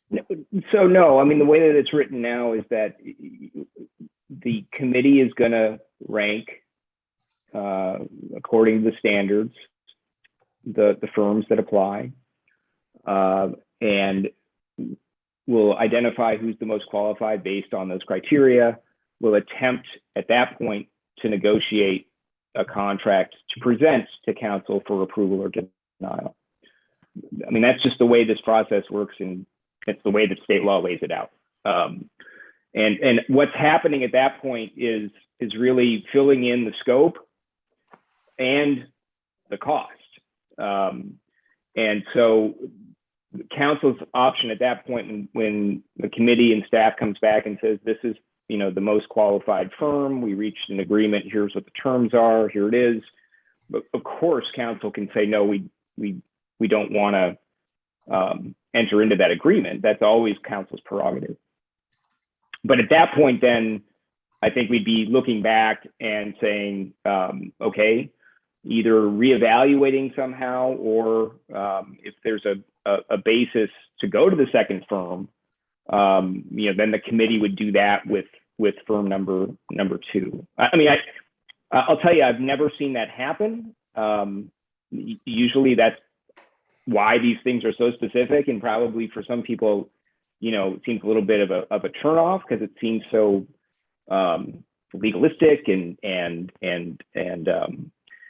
criteria driven, but it usually does result in a firm that is, as long as you're nailing in exactly what you want, the firm that I think most people have a consensus is, yep, that's the one for the job. And oftentimes it's a price issue at that stage, less about who's really the one that should do it. It's just the consideration can get to be what the city's budget is, the government's budget is versus what they're able to do within that budget. But with that, because again, I'm trying to protect the city in this, but if we go through a whole process, it's objective. What criteria would the council have to say that this is not the most qualified firm without having seen any of the others? Or can they do that? Can they just do it at their discretion, say, sorry, don't like that firm? Yeah, I think they always have the ability to not spend the public's money. I mean, they have that's their call in terms of saying we would, assuming that, again, I can only assume that Bruce as the city administrator doesn't have the authority to, to sign a contract that would be in the range of millions of dollars. That would be pretty unusual. That's the council's authority. So they retain that authority to say no. And I think that there's a lot of reasons why they could say that. They don't need to, be too creative with that. But it's more a matter of then what happens. And I think it would depend upon the reasons. But most likely we'd be looking at engaging in some additional process to come up with then, if not this firm, then which one and why.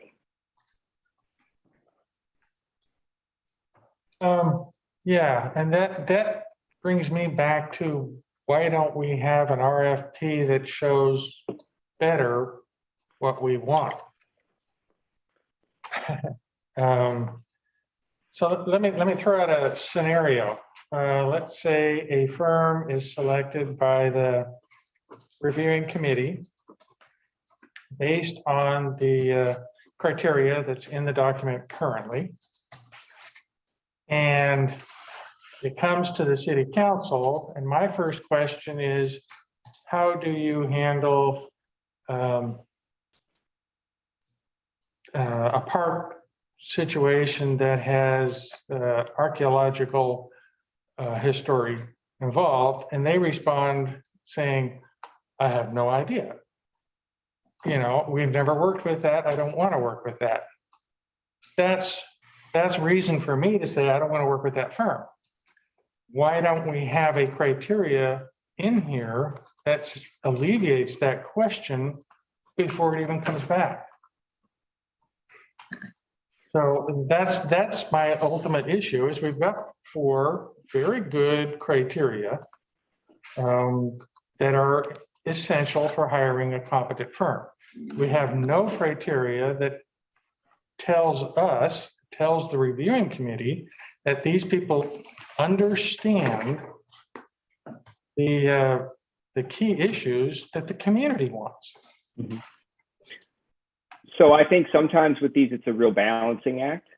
The more specific you get about certain things, as it is in life, the narrower your pool is going to be.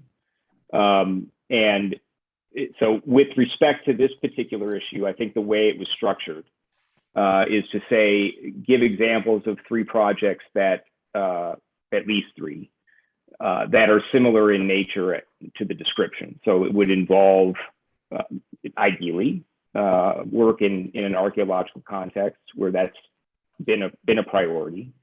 Certainly rehabilitation work in a community setting for a community facility, ideally with a building or buildings that are fairly old or dilapidated, with the structure that the council already decided on for the CMGC work. So it's more broadly stated, I think, than, and we can, this is really, these types of things are not legal issues. They're really driven by what do you as a city council, what do you want those criteria to say? What I can say is that the more specific those criteria become, the more limiting you may be in finding a candidate. Let's say you won't find one, but you know, there may be a candidate that has a lot of experience in a, you know, a setting where there is you know, a burial ground or, you know, whatever the issue might be archaeologically,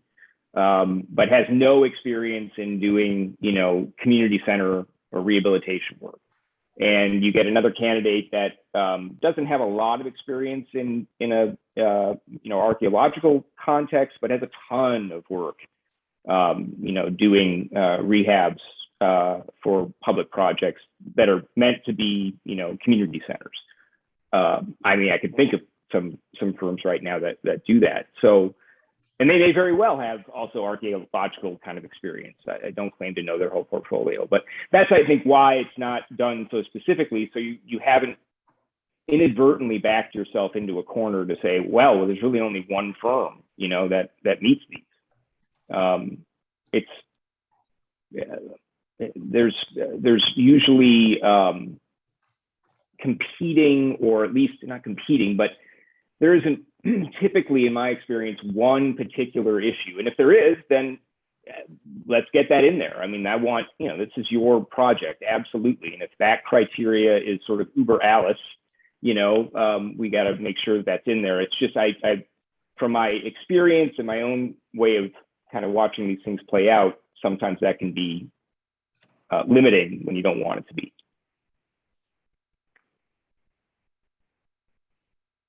Yeah. I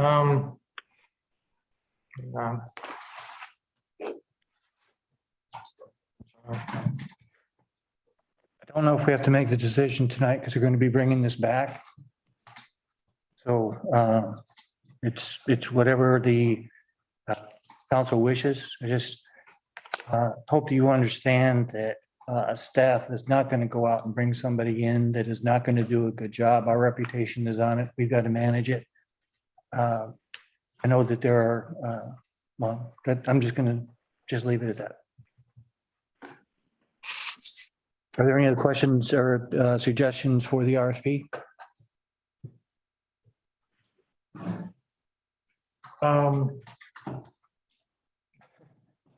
Just that everybody make sure they go read through and the last one that's in the supporting documents. We'll send out a fresh one. And the other, I guess the last question is a committee member. Which I think I've said that we'll go to 6. Okay. And that'll be an appointment. Find somebody. I could find somebody, I'm pretty sure.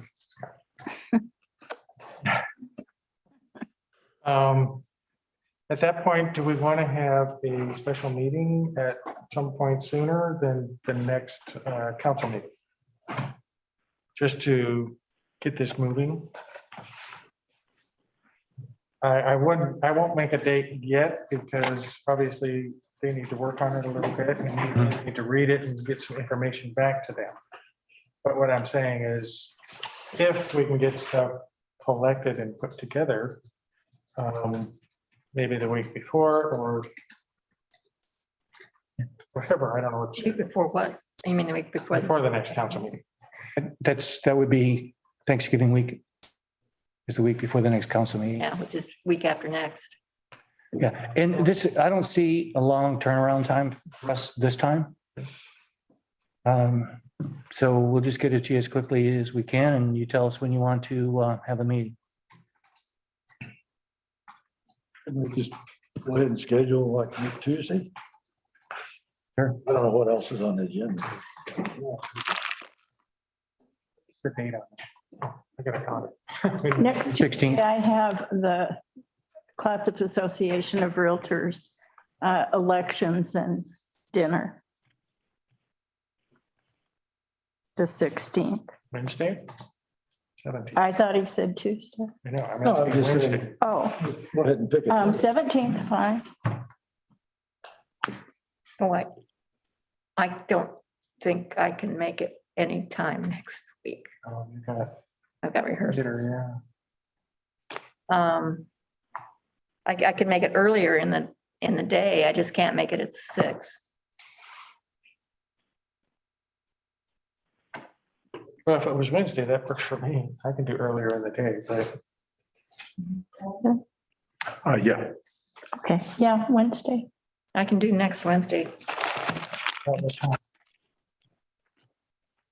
Mentioned court is at 10 a.m. Not going to court. I mean, I can make it anytime up until about 4, 5, about 5 be my latest, my cutoff date. I couldn't do it after 5. Would this be the only agenda item? Yeah. Probably. Well, can we ask that? Yes, no, you can do that. It's just if something else comes up that's, we can make it a sole item. We're here at 9:30. I know. Well, Only 9. Just so everybody's aware, and I don't know that it's necessary, that's up to you all, but I would not be able to make that meeting. I'm going to be in a meeting with the EPA from about 10 to, scheduled to be about 10 to 4. So I would not be available for that.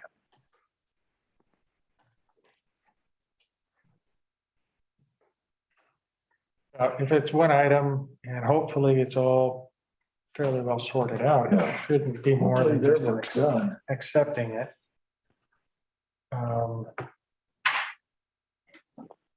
At that point, it would be a quick meeting and we could do it at 4 o'clock and get it done. And then Nancy could get to her rehearsal. You okay with that? So that's fine with me. I just threw that out before. Odd time, but it has a very specific function.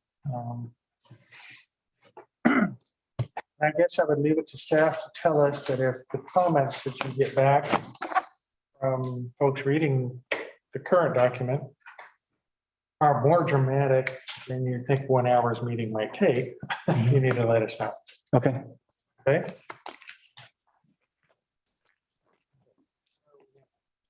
Hang on. Should we set a deadline for when we need to receive comments back to make sure we can give it to them with enough time to review before the meeting? Sure. Wednesday, so Monday? Tomorrow? No. What is today? No, Monday. So, Tomorrow's No, they Wednesday. need more time than that if we're gonna do it on Wednesday.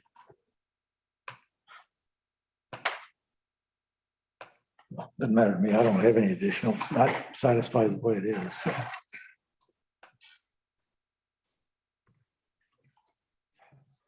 guess I need to hear from staff. If tomorrow is your cutoff date? It's fine. Well, What are you asking for?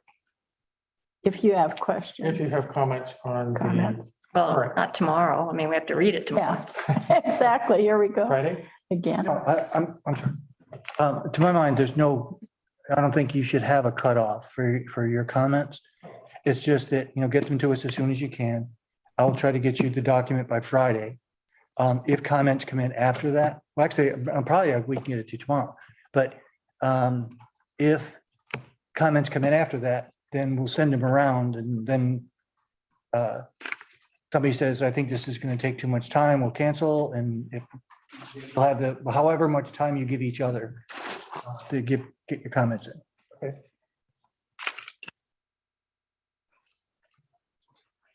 So I'm going to be making the comments on the original RFP that you sent in this packet. It'll be the same or very close to the one that was in this packet. Okay, so I'll make comments on the one that was in this packet. But I will send you You'll another send- copy so that you got that. Okay. I don't know if I'll be able to update the schedule in that amount of time. Yeah, I don't worry about that. I just Yeah. worry about the Okay, contents. all right. Okay, now we're done. That would then close the work session and we will open our special meeting. Is that correct? Mhm. And obviously, the next item is moot because we've already discussed it. We go on to item 6, resolution 2131. Thank you, sir. For approximately 1 year, an individual from outside of the community has been using public Works Director Karen Labante's position as a public employee to harass her over a personal slight in which Mrs. Labonte refused to take sides with him in a disagreement he'd had with a mutual friend. The vehicle used in these allegations was to attack Karen through her job as a city employee. These allegations were sent to the Clatsop County Sheriff's Office, the Oregon Government Ethics Commission, local newspapers, and television stations. The conflict that was exploited is that Karen owns a business with her husband called Cannon Beach Design Company that is located within the city of Cannon Beach. It is the only business of its kind within the city, and staff had been doing business with the company prior to Karen coming to work for the city because of their superior rates, quality of workmanship, and is part of our effort to support local businesses. Prior to these complaints being filed, Ms. Labonte had taken the initiative to attend an ethics training class that was actually geared towards public officials to obtain public sector ethics training. During that training, the class was told that a conflict only needed to be stated publicly.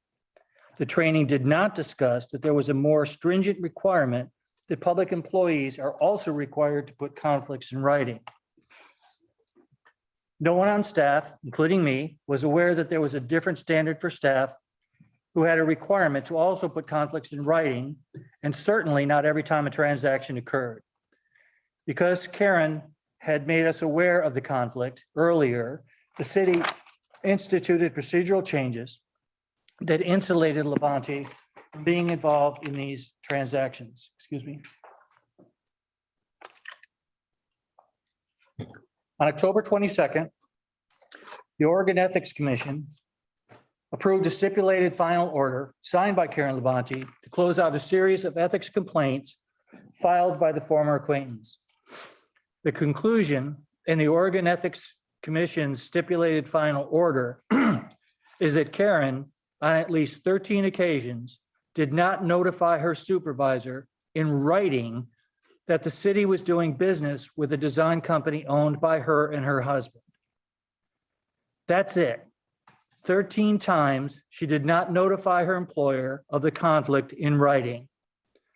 The Oregon Government Ethics Commission stipulated final order acknowledged that Karen had clearly made the city aware that Karen informed the city of the conflict, but not in writing on these occasions. There were no findings that indicated Labonte profited or was attempting to profit from committing these technical violations. And to my knowledge, there has never been an allegation of Karen acting in an unethical nature, except for those filed by the former acquaintance. I want to say clearly that I have total confidence in Karen's personal and professional ethics and her value to the city's professional team. I ask that council adopt resolution 2131 that affirms your support as the elected leaders of the city, recognizing Karen as an integral part of the city's management team. I also ask that you reimburse Karen for the balance of her legal fees spent in defending herself from the unfounded allegations while acting in her capacity as a city employee. Be happy to answer any questions.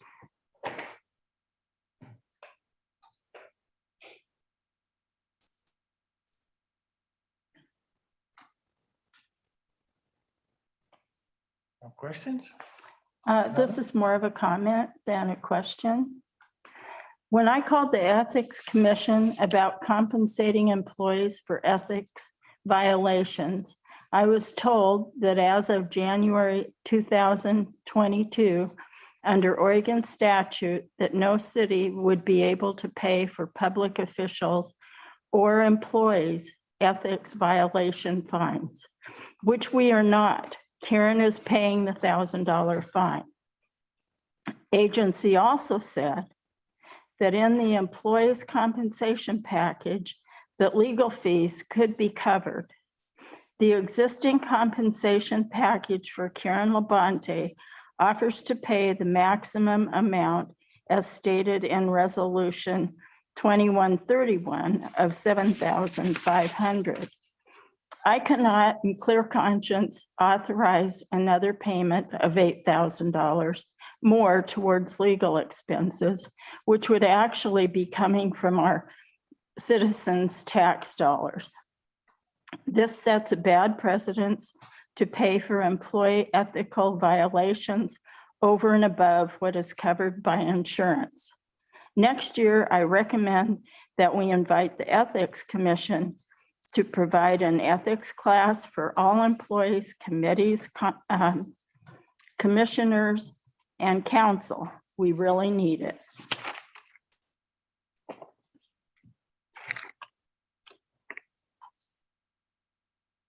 Other comments?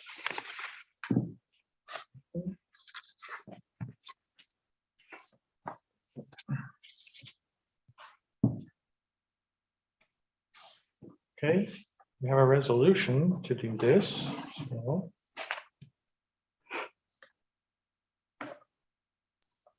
You're looking for a motion.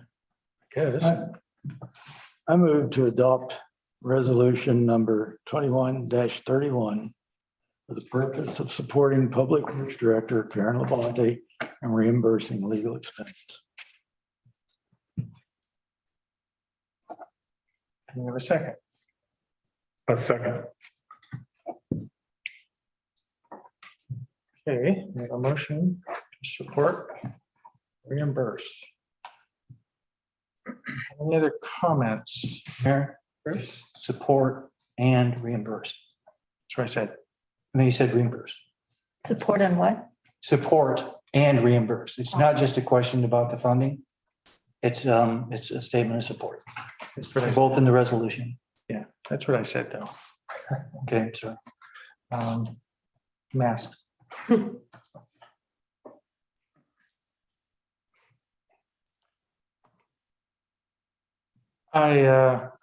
Last time we did this, I asked Ashley to confirm the legalities of it. And we're still comfortable. So. Okay, Jennifer? Counselor McCarthy, Yes. Council President Benefield, Yes. Counselor Risley, No. Counselor Ogilvy, Yes. Mayor Stidell. Yes. Okay, motion passes. thank you very much. At that, we are ended. Agenda, I lost it. So I think it's good of the order. Yeah. Yes, we are good of the order. Who has? Next week. Next week. Hey, we have coffee with the counselors next week. Right on top of that one, Nancy. So 10 a.m. for anybody else who's out there listening at this hour. And I'm still looking for bullet points for the retreat. I've got 3 on my list so far. I've got one on today. You not have mine? I have mine. Okay. Send it to me and I'll Okay. hearing list so we don't have too many items. But anybody else, if you got anything specific you want to toss in? Okay, at that, we are adjourned.